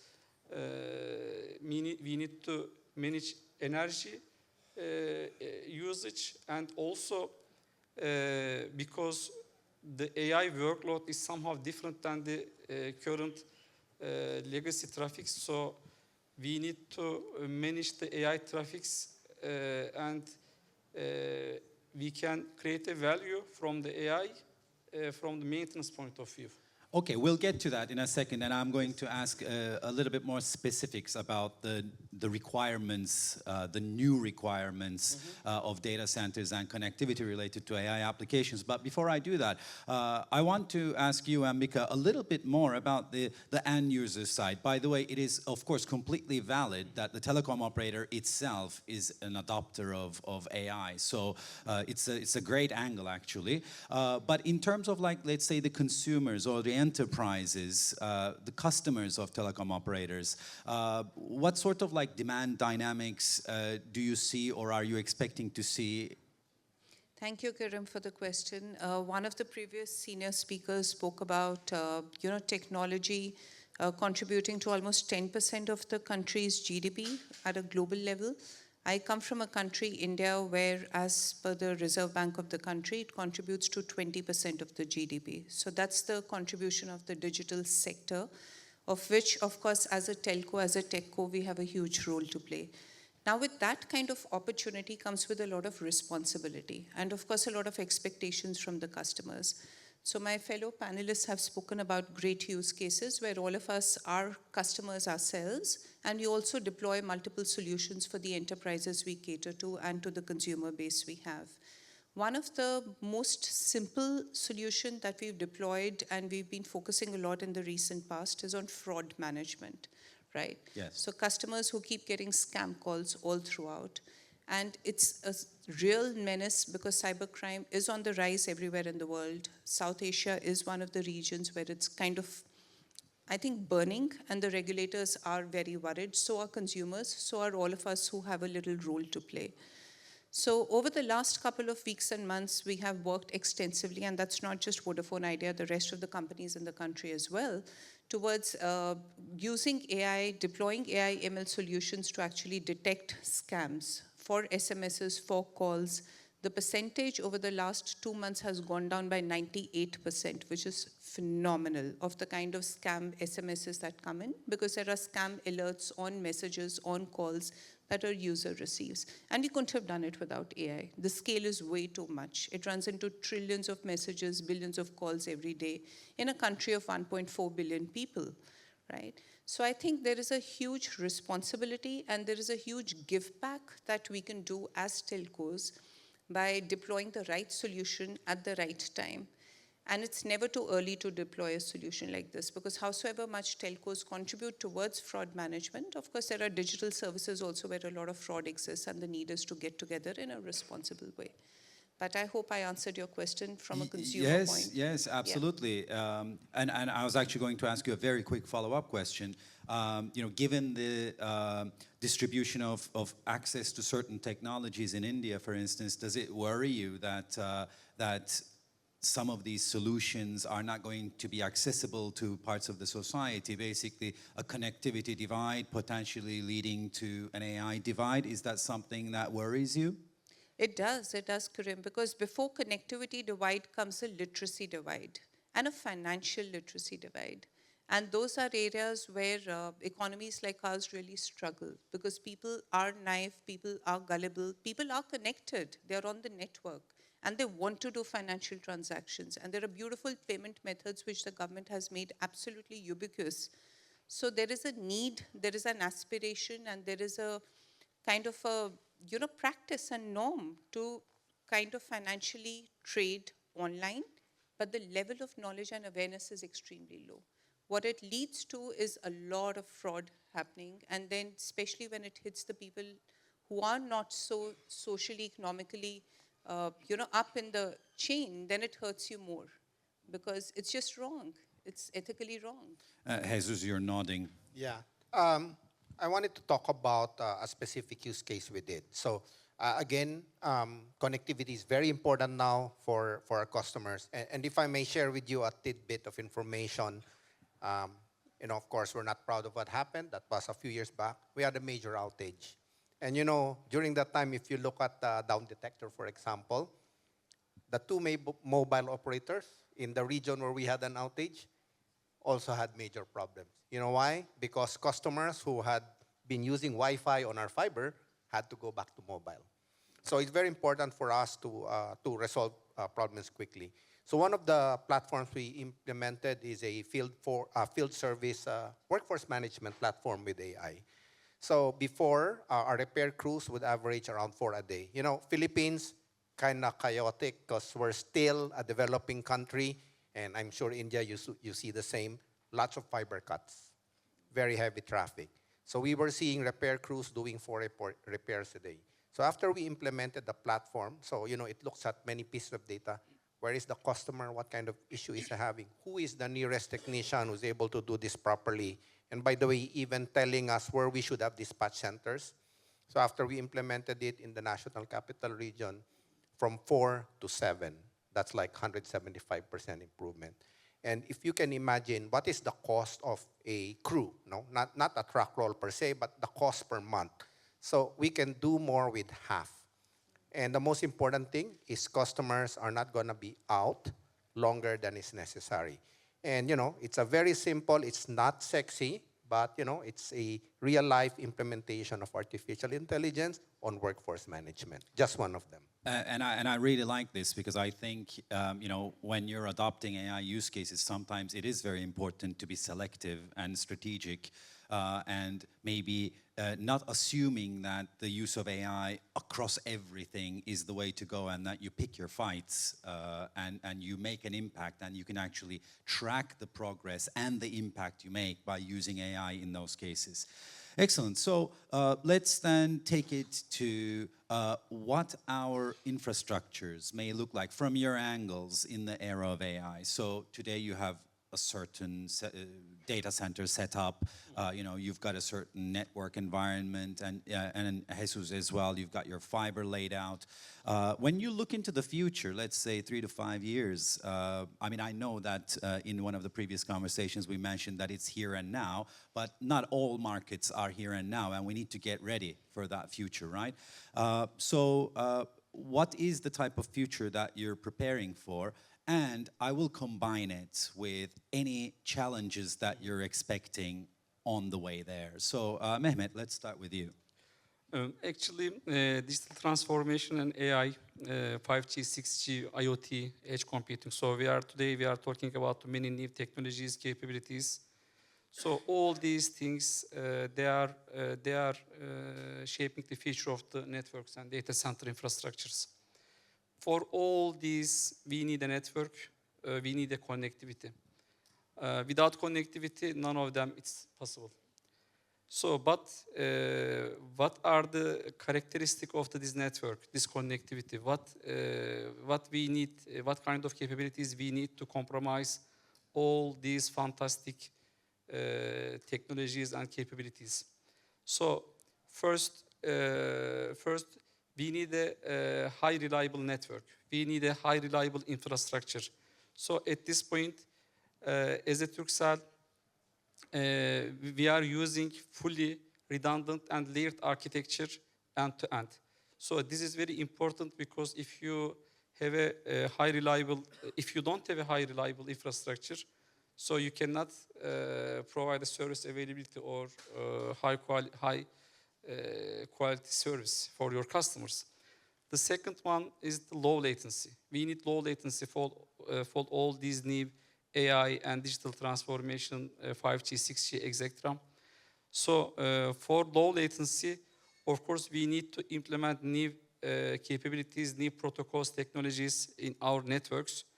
And as a Turkcell, just we have started to work, study segment routing, MPLS and segment routing version 6.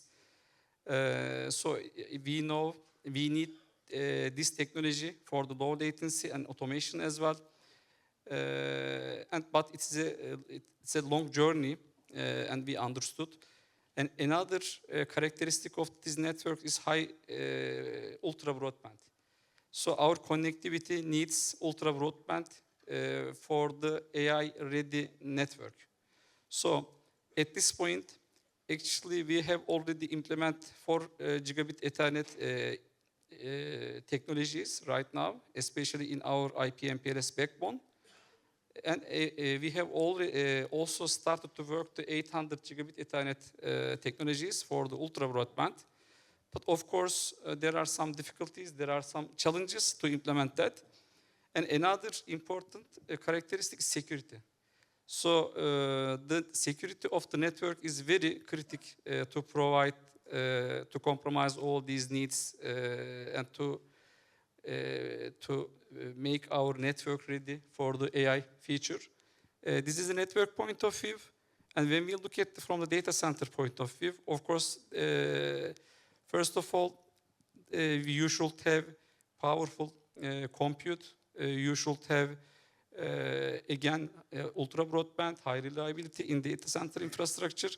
And because you are managing 100,000 of the equipments in the infrastructure, you should really manage your infrastructure very efficiently to use less power, to use less resources, because it is also a matter of investment, of course.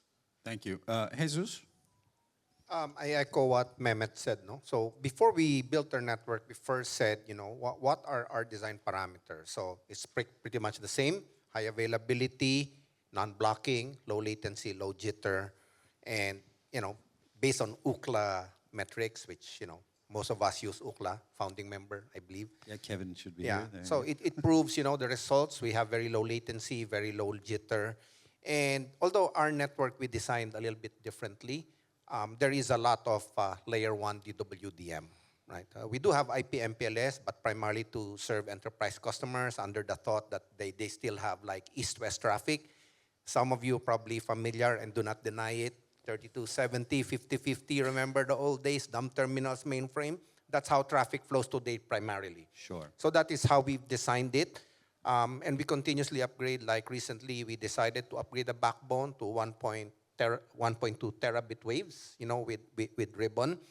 And interestingly, what we see is that all of this work that we've done anyway is the same thing that is likely to be needed if AI starts to, gain a foothold in the country. It's very early days.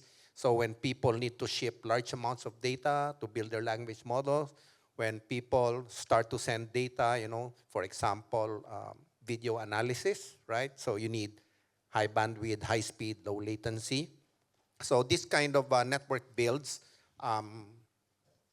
we already are doing it. And hopefully when people start coming, then we will be ready.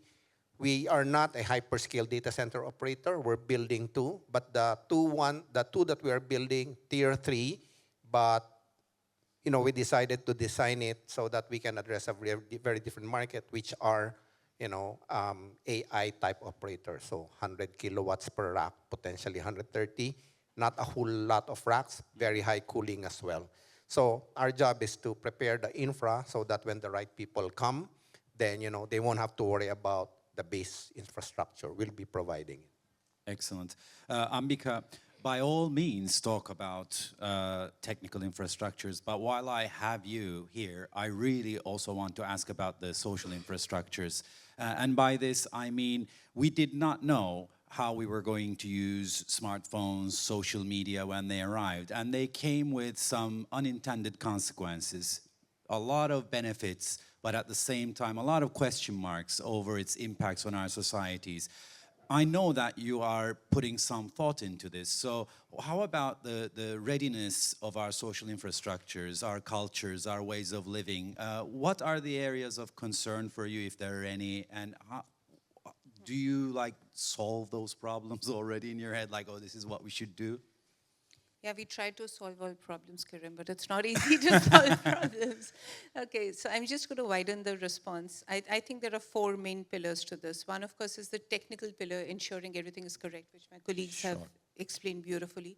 The second is the financial pillar, right? We represent a sector where the capex opex is so intense that often the return on capital deployed is extremely low. I know it varies country to country, but the sentiment is pretty common everywhere.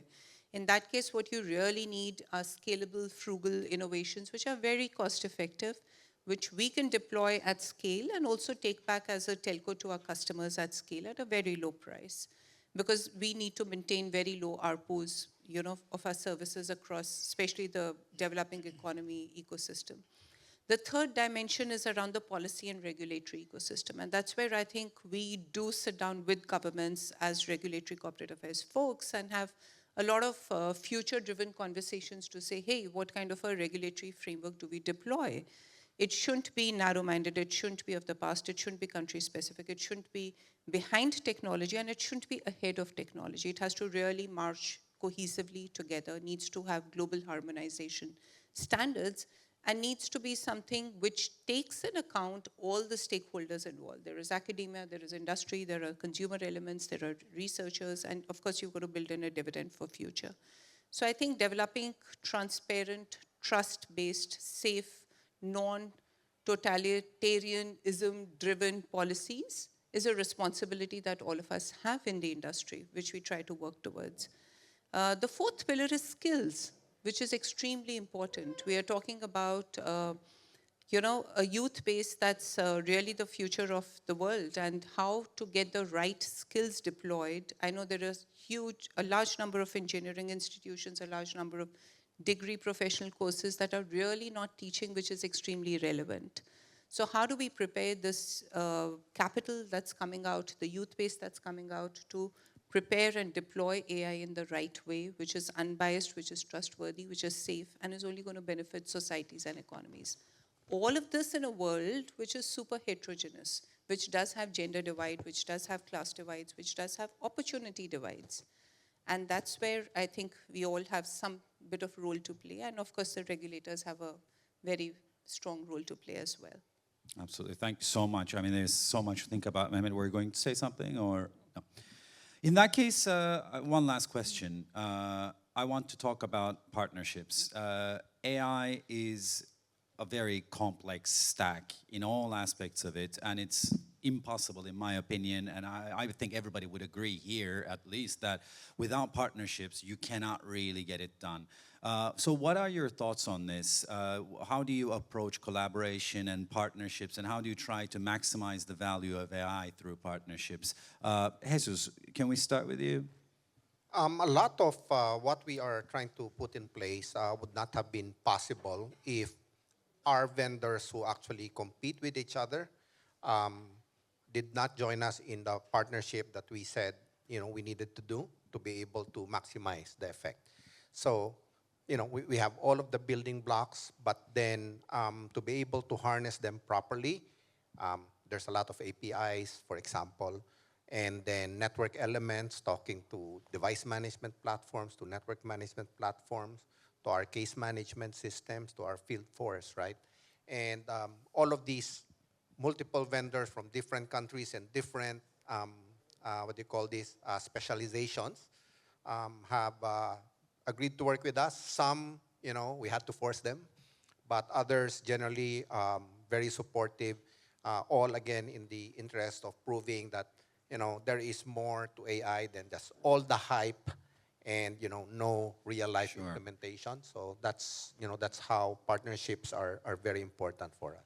Mehmet? Actually, when we look at the big picture, there are many stakeholders. So we telecom operators, so vendors, cloud operators, actually, and standard organizations, associations. So actually, in order to achieve the target, we work together. And when I look at the picture, for example, in my network, we are using multi-vendor in every layer. Every layer we are using the multi-vendor. So today we are working on the SRv6, for example, but it is not easy to implement end-to-end because not all vendors and producers, they are synchronized right now. So cooperation and interoperability between the products and vendors, it's very important for us. Otherwise, it will be difficult to achieve. And the last one, so of course there are many things, but we have limited time. So another important point, I think, from when I look at from data center point of view, so the integration between the public and private clouds are very critical because while we are going to do AI area, so we need to provide the seamless connectivity, end-to-end quality of service for our customers, for our services. So the integration between the different cloud providers, public and private cloud providers, and also hyperscalers are very critical in this journey. Thank you. So basically partnerships, not only with you, but also better ways of working among them as well is needed. Ambika? I think I just echo what both of them are saying in interest of time. And collaboration and partnerships come with a lot of trust and common intent.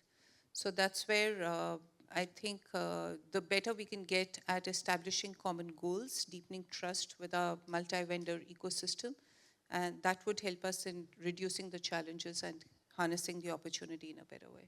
Fantastic. Well, that brings us to the end of our panel. So please, let's give a round of applause to our panelists.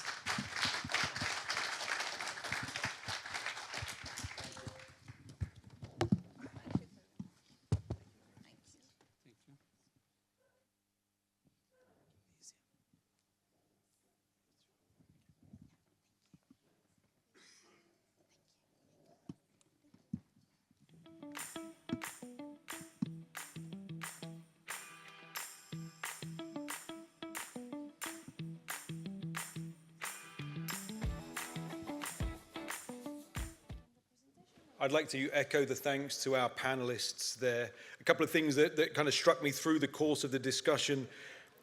I thought there was a very keen awareness of the need to identify the risks or be aware of the risks of converting the connectivity divide into an AI divide and perpetuating those literacy and financial divides that exist in parts of the world.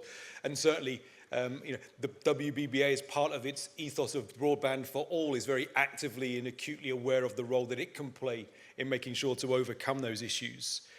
I think the fact that we shouldn't be considering AI as a silver bullet, and be selective and strategic was the phrase in our choices of AI use cases, I thought was extremely instructive.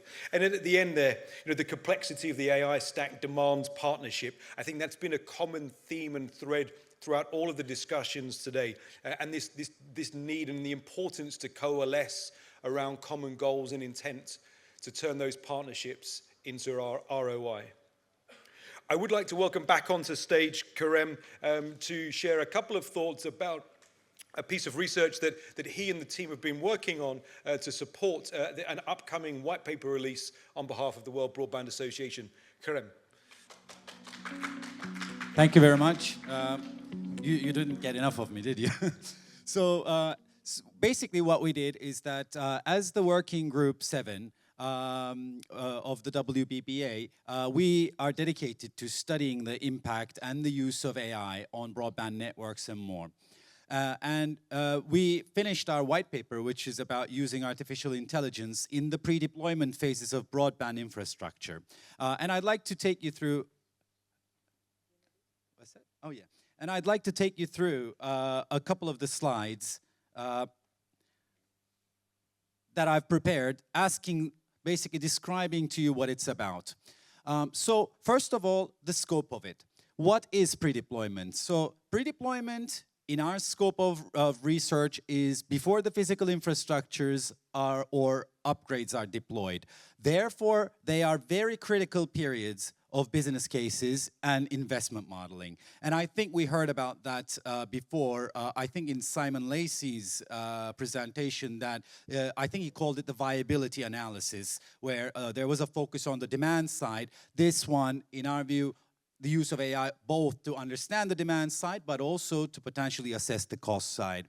Now, why is it important? Why do we care about the pre-deployment phase? Well, first of all, because it is a difficult problem to solve.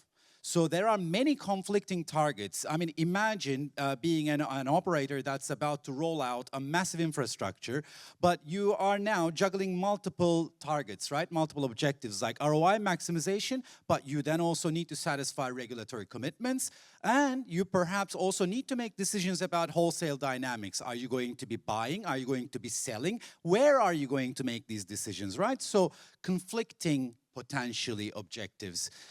They are extremely complex when it comes to where to deploy, when to deploy, who to sell to, and perhaps when you look at the CapEx envelope of many operators around the world, it is just way too big to leave to chance. Of course, in some markets there are easy wins, meaning that you can basically go to an urban area knowing that there's probably going to be demand there, but then soon after those quick wins are done, you do ask yourself, okay, what next? And in that case, to improve the decision-making, to improve the quality of the investment model that you have, there is potential for the use of AI. So what did we do in our working group is that we assessed the current and potential applications of AI in pre-deployment. Now, there is not a case where the investment modeling is done from one end to the other end using AI. But we did find areas, some selective areas of deployment and the use of AI when it comes to pre-deployment. And we also have two use cases, one from the partnership between Ookla and Revolution D in South Carolina, and also one from China Telecom. So basically, the idea is that in just a very simple framework, right? Like this is the question that we ask. If we assume that the return on investment is our final objective, then you need to generate certain outputs about where to deploy, when to deploy, who to target, how to price. Now, all of these depend on these deployment costs, demand dynamics, wholesale versus retail regulations. But the thing is, you ask deeper and deeper questions if you want to benefit from AI to each and every single bucket. So deployment cost, for instance, is just a concept, deployment cost. What is actually deployment cost is when the engineer goes there, when the engineer spends time, where you are deploying, how big is that street, well, how much is the labor cost, right? So those are the actual things that you need to ask yourself. And then once you start digging deeper underneath each of these categories and find the good quality of data, the inputs that feed into those drivers, then you can model, and then you can actually start using AI quite aggressively when it comes to investment decisions. Maybe your data is good about deployment costs, and it's not good about estimating potential uptake in fiber. That's a possibility. Still, this selective use is better than no use at all because, like I said, it is too big to leave to chance. So these are just, just a quick snippets of the use cases, right? So this is the output, for instance, of the Ookla case, where basically by using, actual network performance data and by using mapping information, they were able to identify the areas of need in South Carolina, in the state of South Carolina in the US, and they could also actually identify what is the best speed that I should probably take to that market, right? You can imagine with the with higher the quality, the more the quality of the data that you have, this can get more and more and more granular, right? You can imagine zooming yourself in to these counties in these little towns to actually get an even more granular perspective. And then the right-hand side is the China Telecom's precision marketing that they're doing for FTTR and upgrades. It does not have a visual, but it does have the table where you can see all the different bits of data categories that they put together about their customers, including who they are, what they're capable of, how they are using the network, and what they're experiencing as they use the networks in order to do precision marketing for FTTR, fiber to the room upgrades, and broadband upgrades in general. So that basically is, okay, you know what? I'll know where to go, right? I'll go to the place where I think there's a very, very high likelihood of demand, and that is a good use of AI. So this is the QR code that you can use to give a look at it. And please, download it. Hope you're going to find it interesting. And with that, I actually would like to invite to this stage Martin and our working group chair, Prashant, so that we can take a quick picture together. Thank you.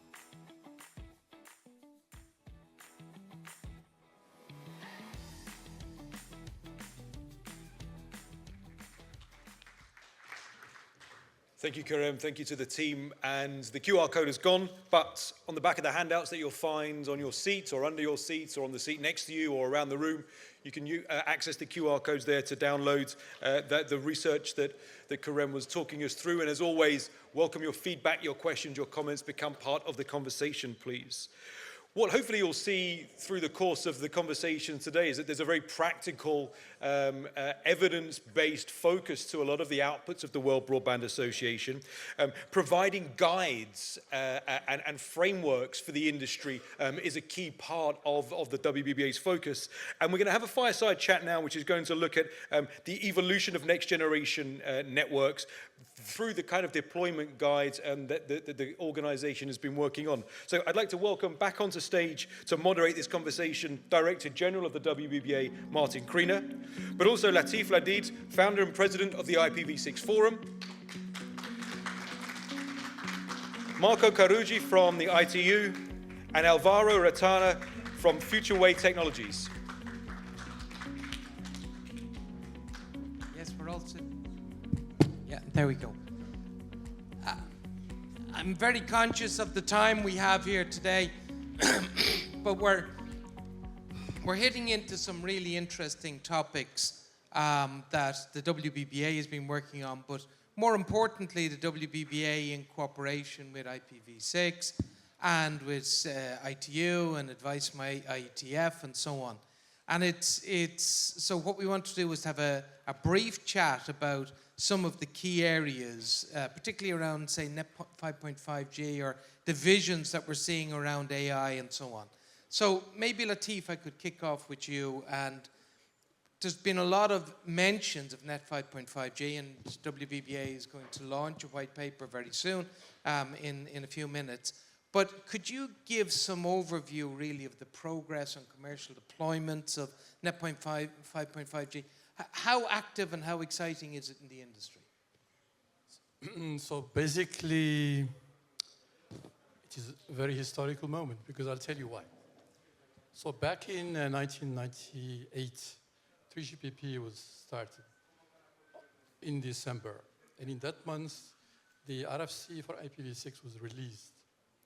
And in the ITF, when you release an RFC, you have to disband the task force. So I proposed to the group to start the IPv6 forum. and we were looking for a first killer application. So 3GPP was there. Used to be VP at Ericsson at that time. So I could access the group, and I saw that they were doing just IMS instead of putting the IP address space into the system.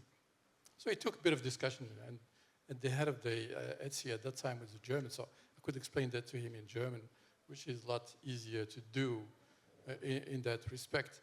And all of a sudden, everyone was excited about it. And this is basically what you have today as the start of a formidable revolution in the communication.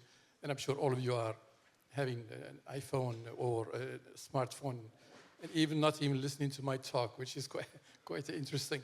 So quickly, in Luxembourg, you can talk to the Minister of Communication pretty easily. So I explained that to them, and they said, okay, we would like to advance the entire country to be communication ready. So they deployed 1 gig for each home at the beginning downtown, and then in the meantime has spread around with IPv6. So I have IPv6 on 1 gig at home since 2010. So when I go to Germany, I think I'm in Africa. Okay, so this is what's happening even today.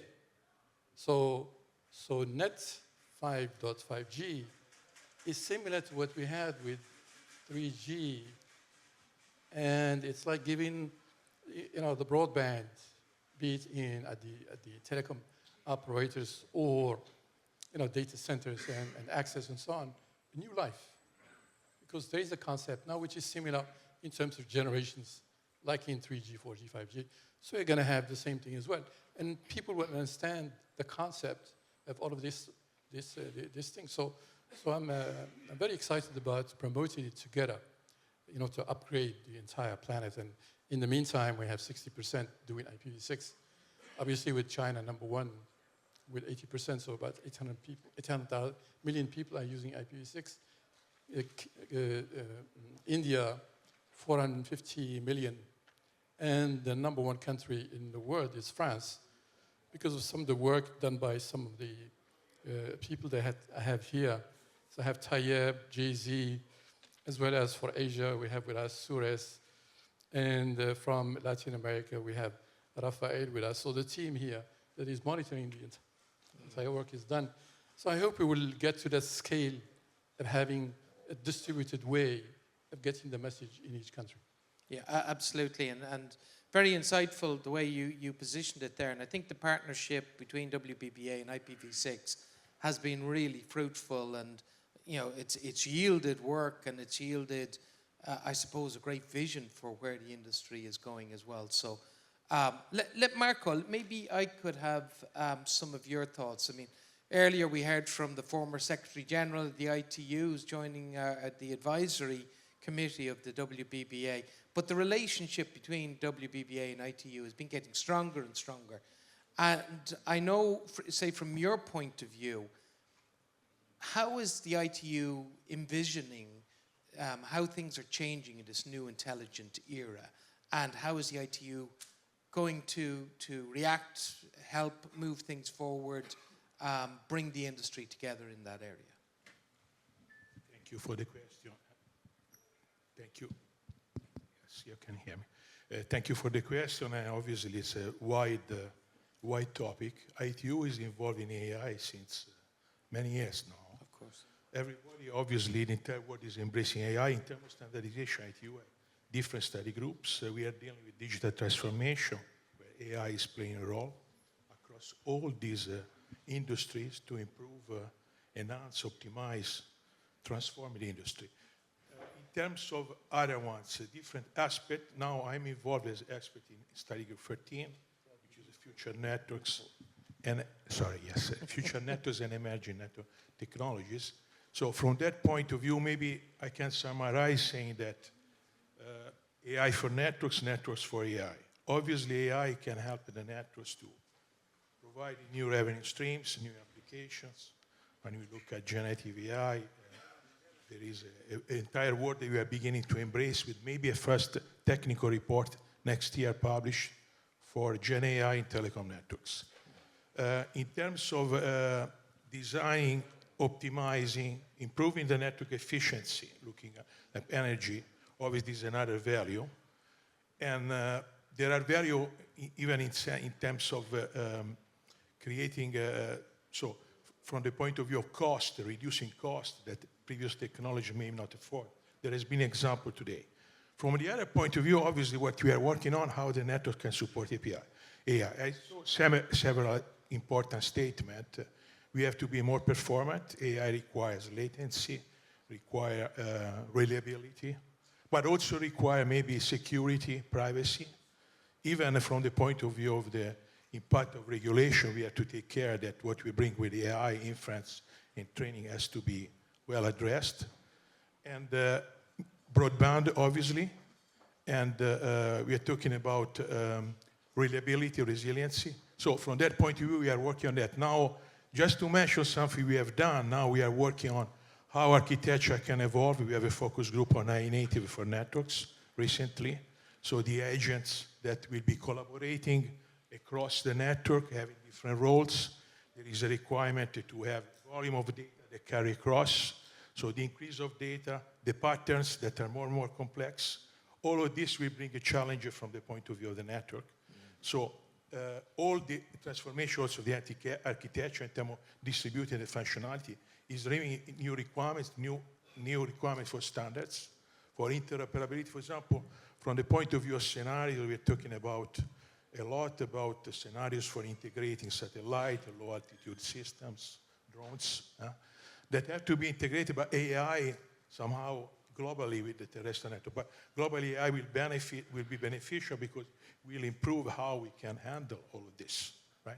Another one is the intelligent terminals. We are bringing more and more AI at the edge, and this is we are seeing maybe most in other study groups, but how the network can collaborate for a driving autonomous car in terms of infrastructure to collaborate.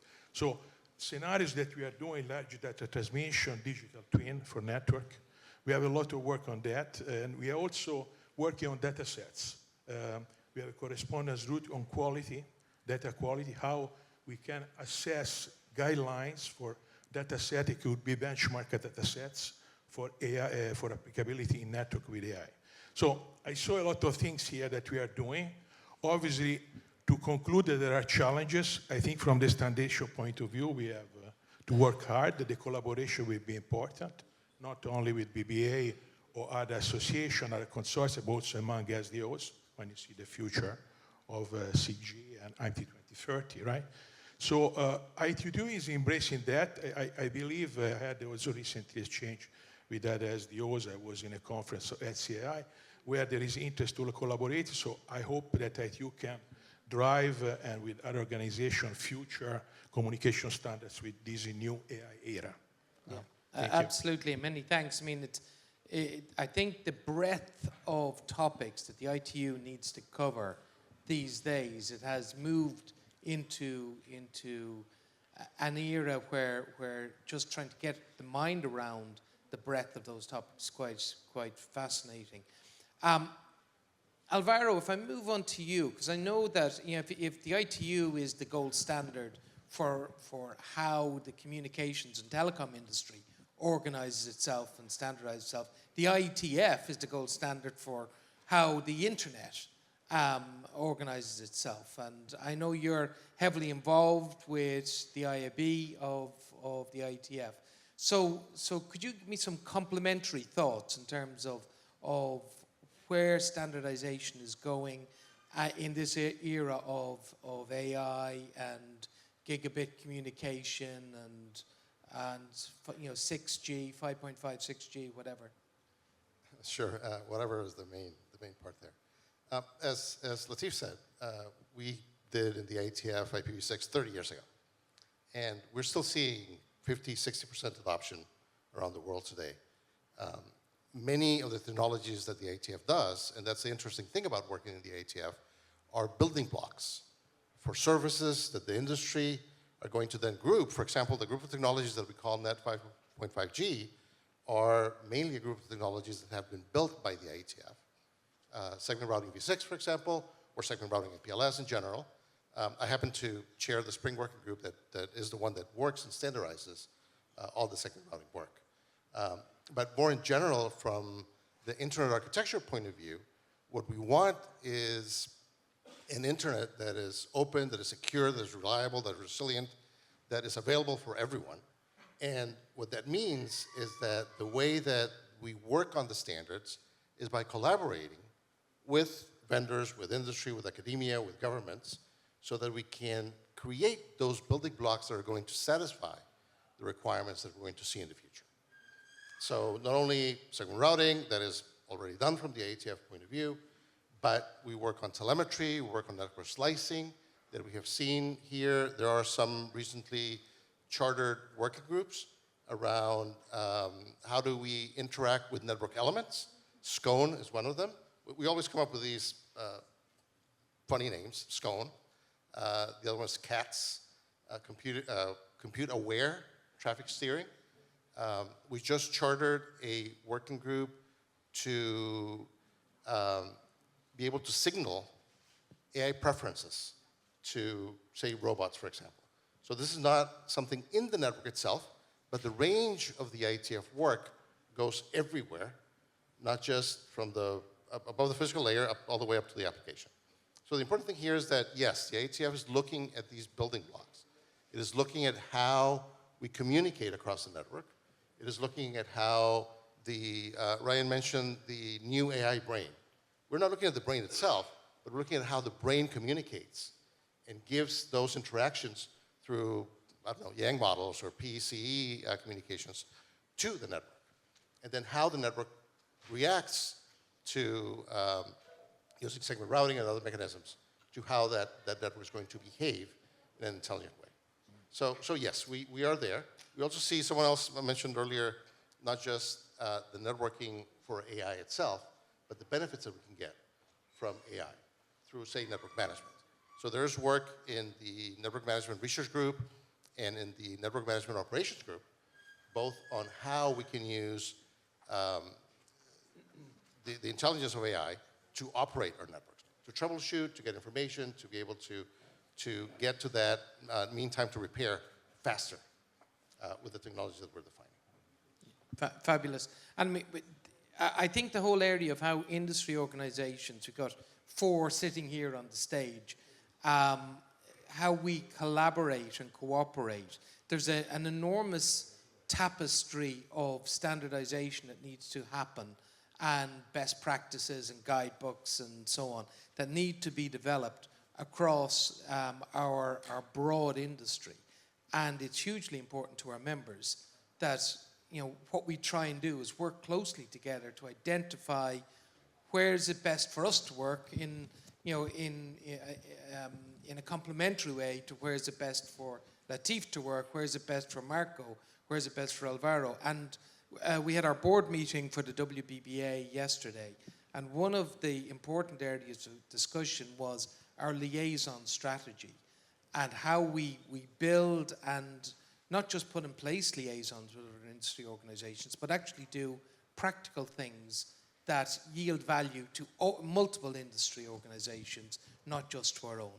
And so I think that this type of conversation is hugely important, and the relationships that WBBA has, of course, from my perspective, with all of you and with many other industry organizations, but each of you also have your own web and mesh of relationships.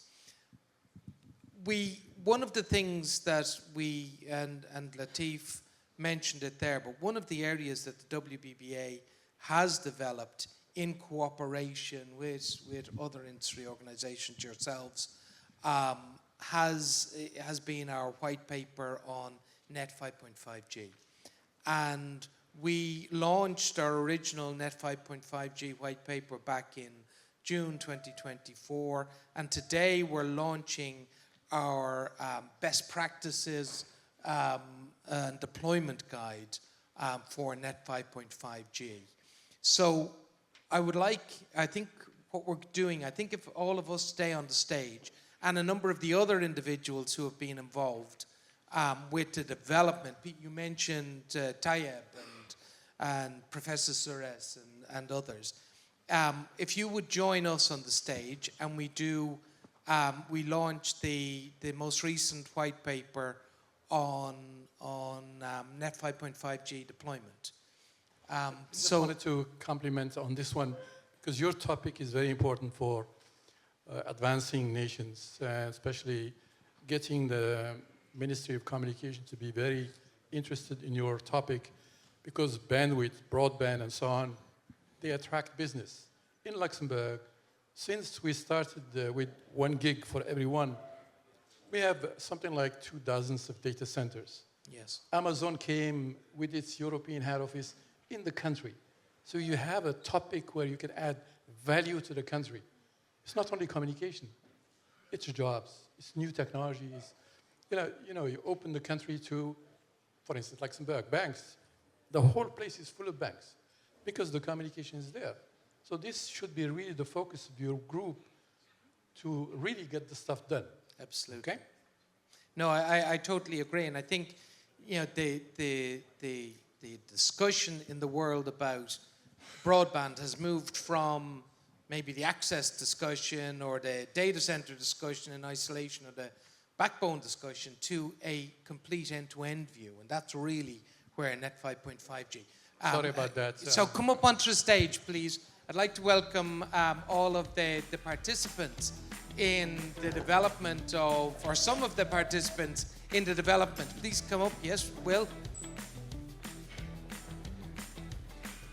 As well. Please.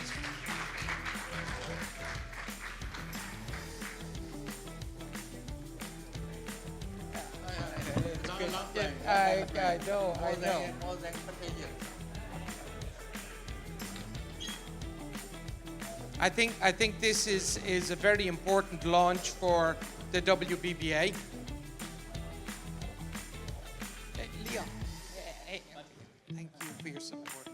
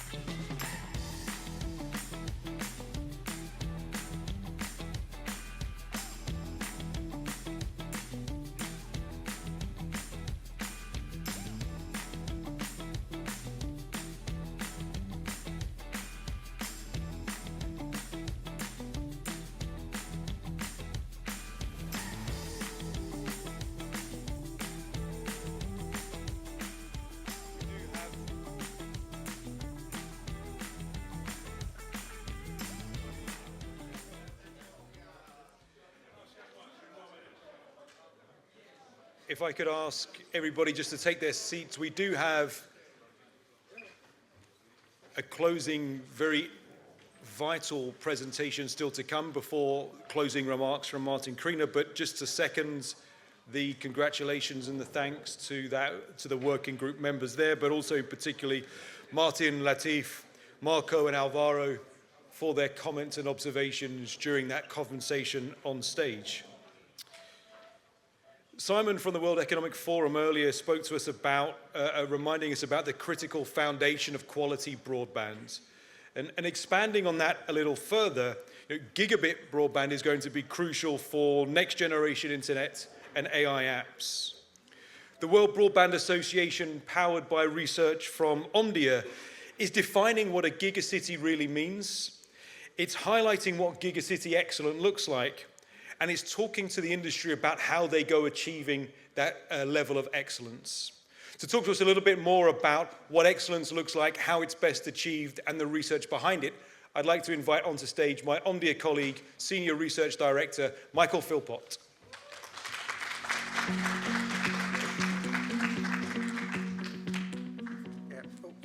So thank you very much. I'm the Senior Research Director for Omdia, looking at service provider consumer.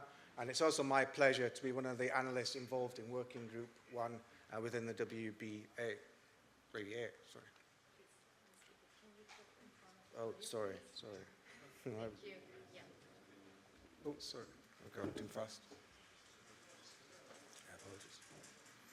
So as we've been hearing in many of the sessions, the driver for ultra-high-speed broadband services won't be driven by a single killer application, but a combination of different trends all coming together. Specifically, the rapid increase in connected devices entering the home, typically doubling every 5 years. Then add on top of this the increase in high quality, high bandwidth applications, shifting from tens of megabits per stream to hundreds of megabits per stream and beyond in the future. Now, if you mix that with trend one, what that means is that you've got increasing number of devices in the home, concurrently shifting more and more applications around that home, kind of building together into an ultra-high-speed broadband service for that premise.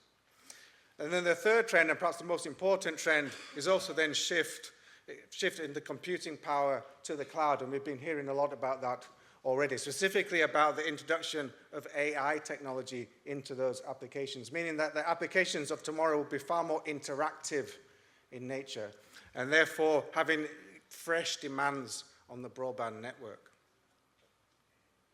Oh, I'm sorry.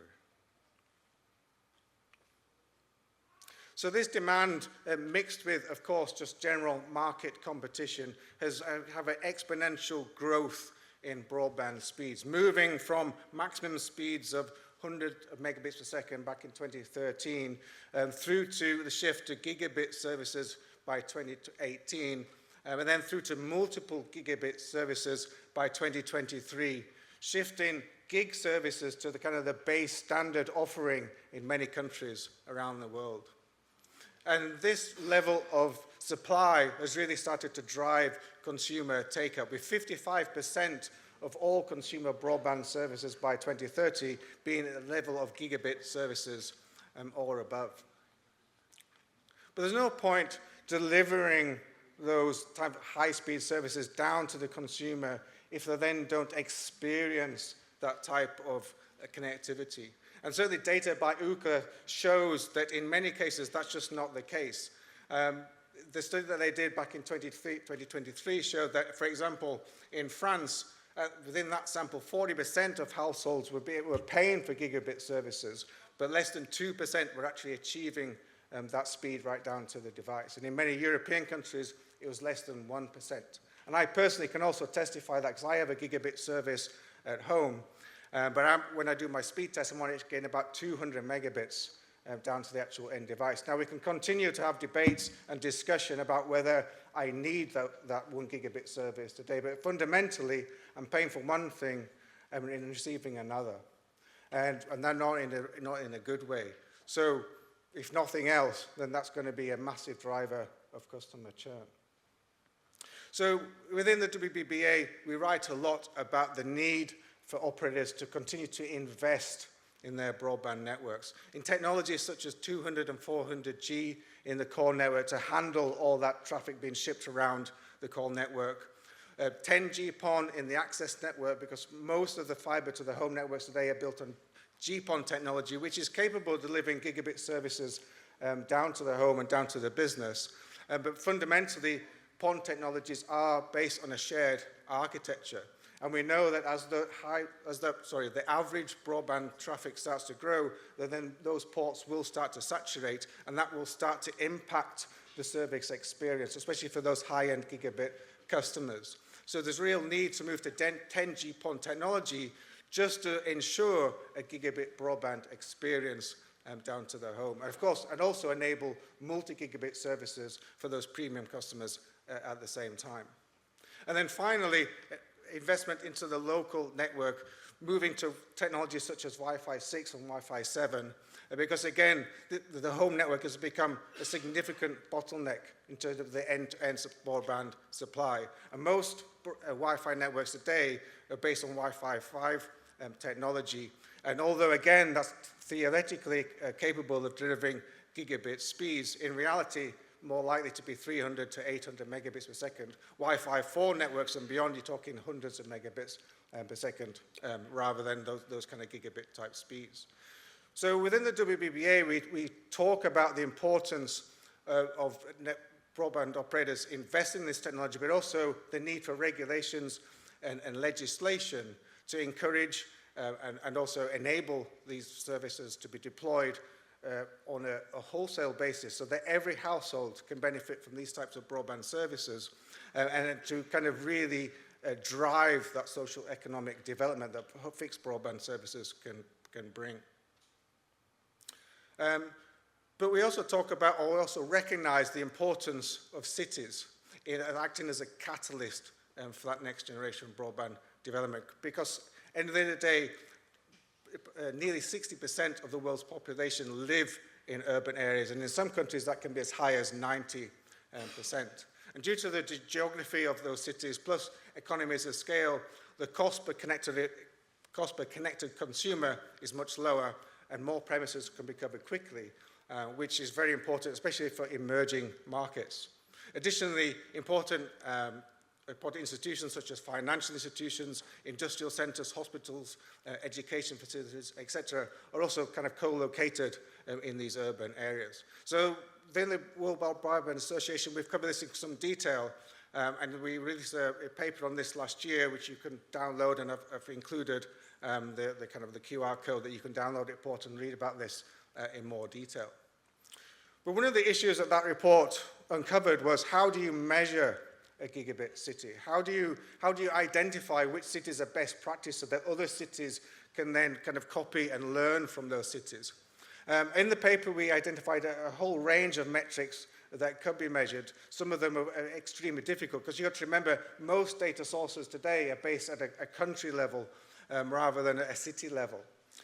So what we've done is develop an index here, and I'll go through the metrics that we do include. But the idea is that over time, we start to include some of those other metrics, such as the number of hospitals, the number of education facilities passed by fiber, etc., so that we kind of enhance the index as we go through more issues of the product.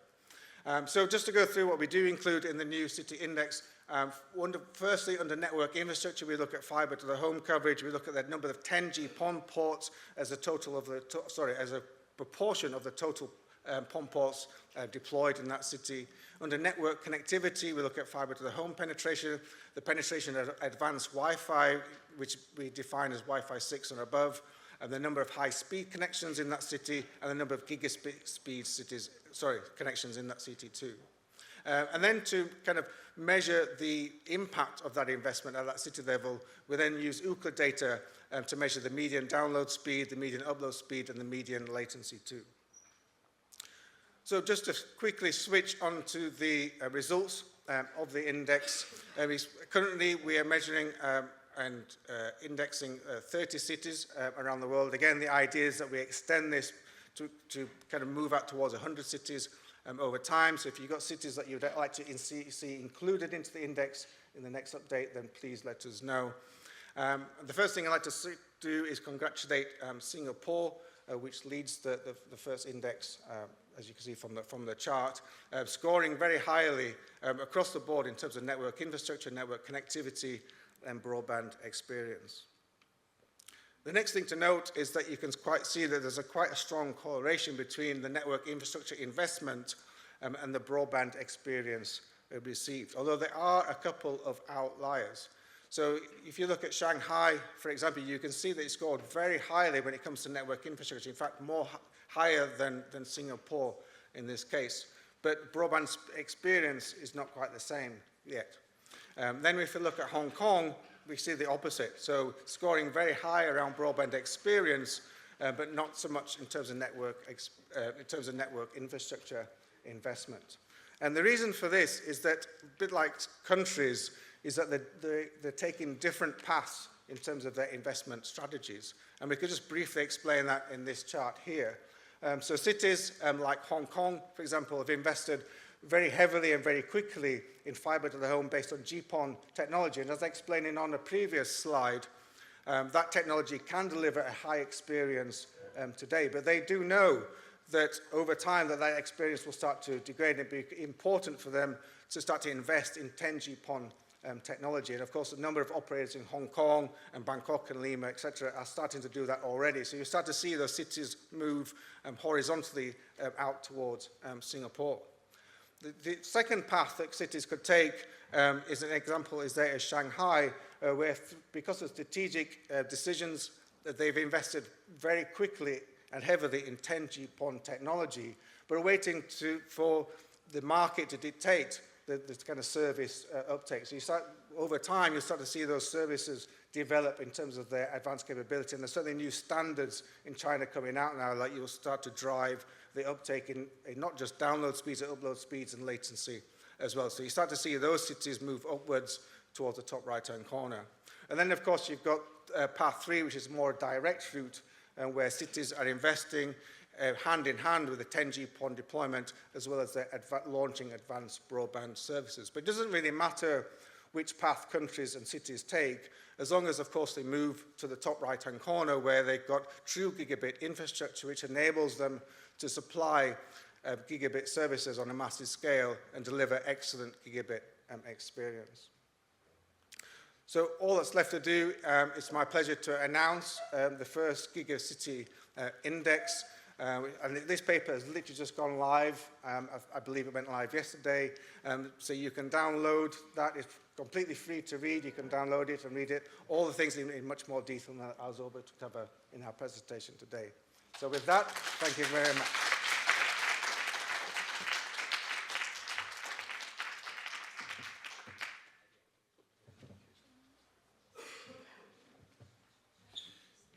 Thank you, Michael, and just another reminder from me to download the content, access the content, and join the conversation with the WBBA. Engage with the research, contribute to the research, share with the World Broadband Association the risks and the opportunities that you see out in the industry. Become a member, become part of the organization which is helping to shape and drive industry development in the AI era. Before we close, I'd like to welcome back onto stage for some closing remarks the World Broadband Association Director General, Martin Kriener. Thanks very much, Mark. And I think we have said everything that we need to say today. I think it's been an excellent afternoon. We've had some fabulous, insightful, high-level presentations on where the industry is going and the vision. People like Dr. Lee, Dr. Zhao Halin. We heard from the World Economic Forum, Simon from the World Economic Forum, giving us views on that. And that really kind of set a big picture for the big questions that we need to address.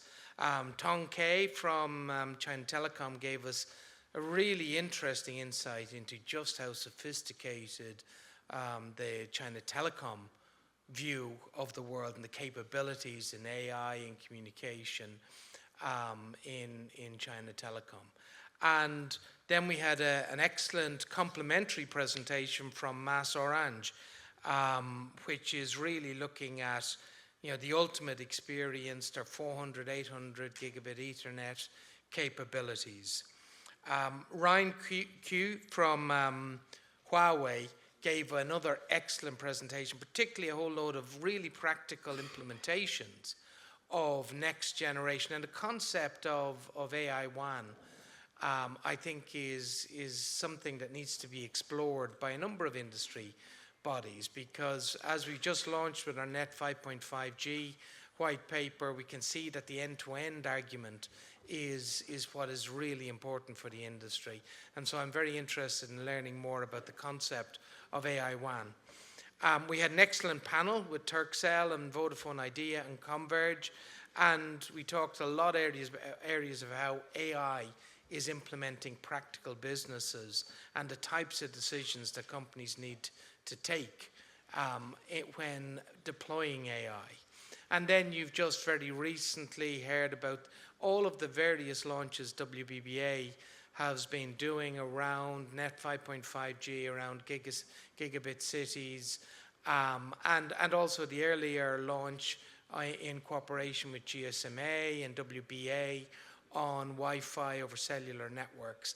So hopefully you'll take away from today an understanding that the WBBA has moved to a level of maturity, and we're seeing a huge amount of valuable material being developed by our collaboration teams.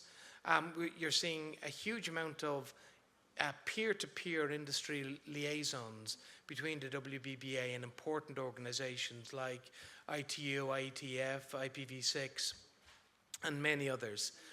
And I would encourage, we've about 160 member companies now, and I would encourage anybody who's in the room who isn't yet a member of the WBBA to really reach out to us and see how you can gain value from the WBBA and how you can perhaps contribute to the WBBA. So with that, I will draw the day's discussions to an end and wish everybody a successful rest of the week in Barcelona and a safe return home. Thank you very much.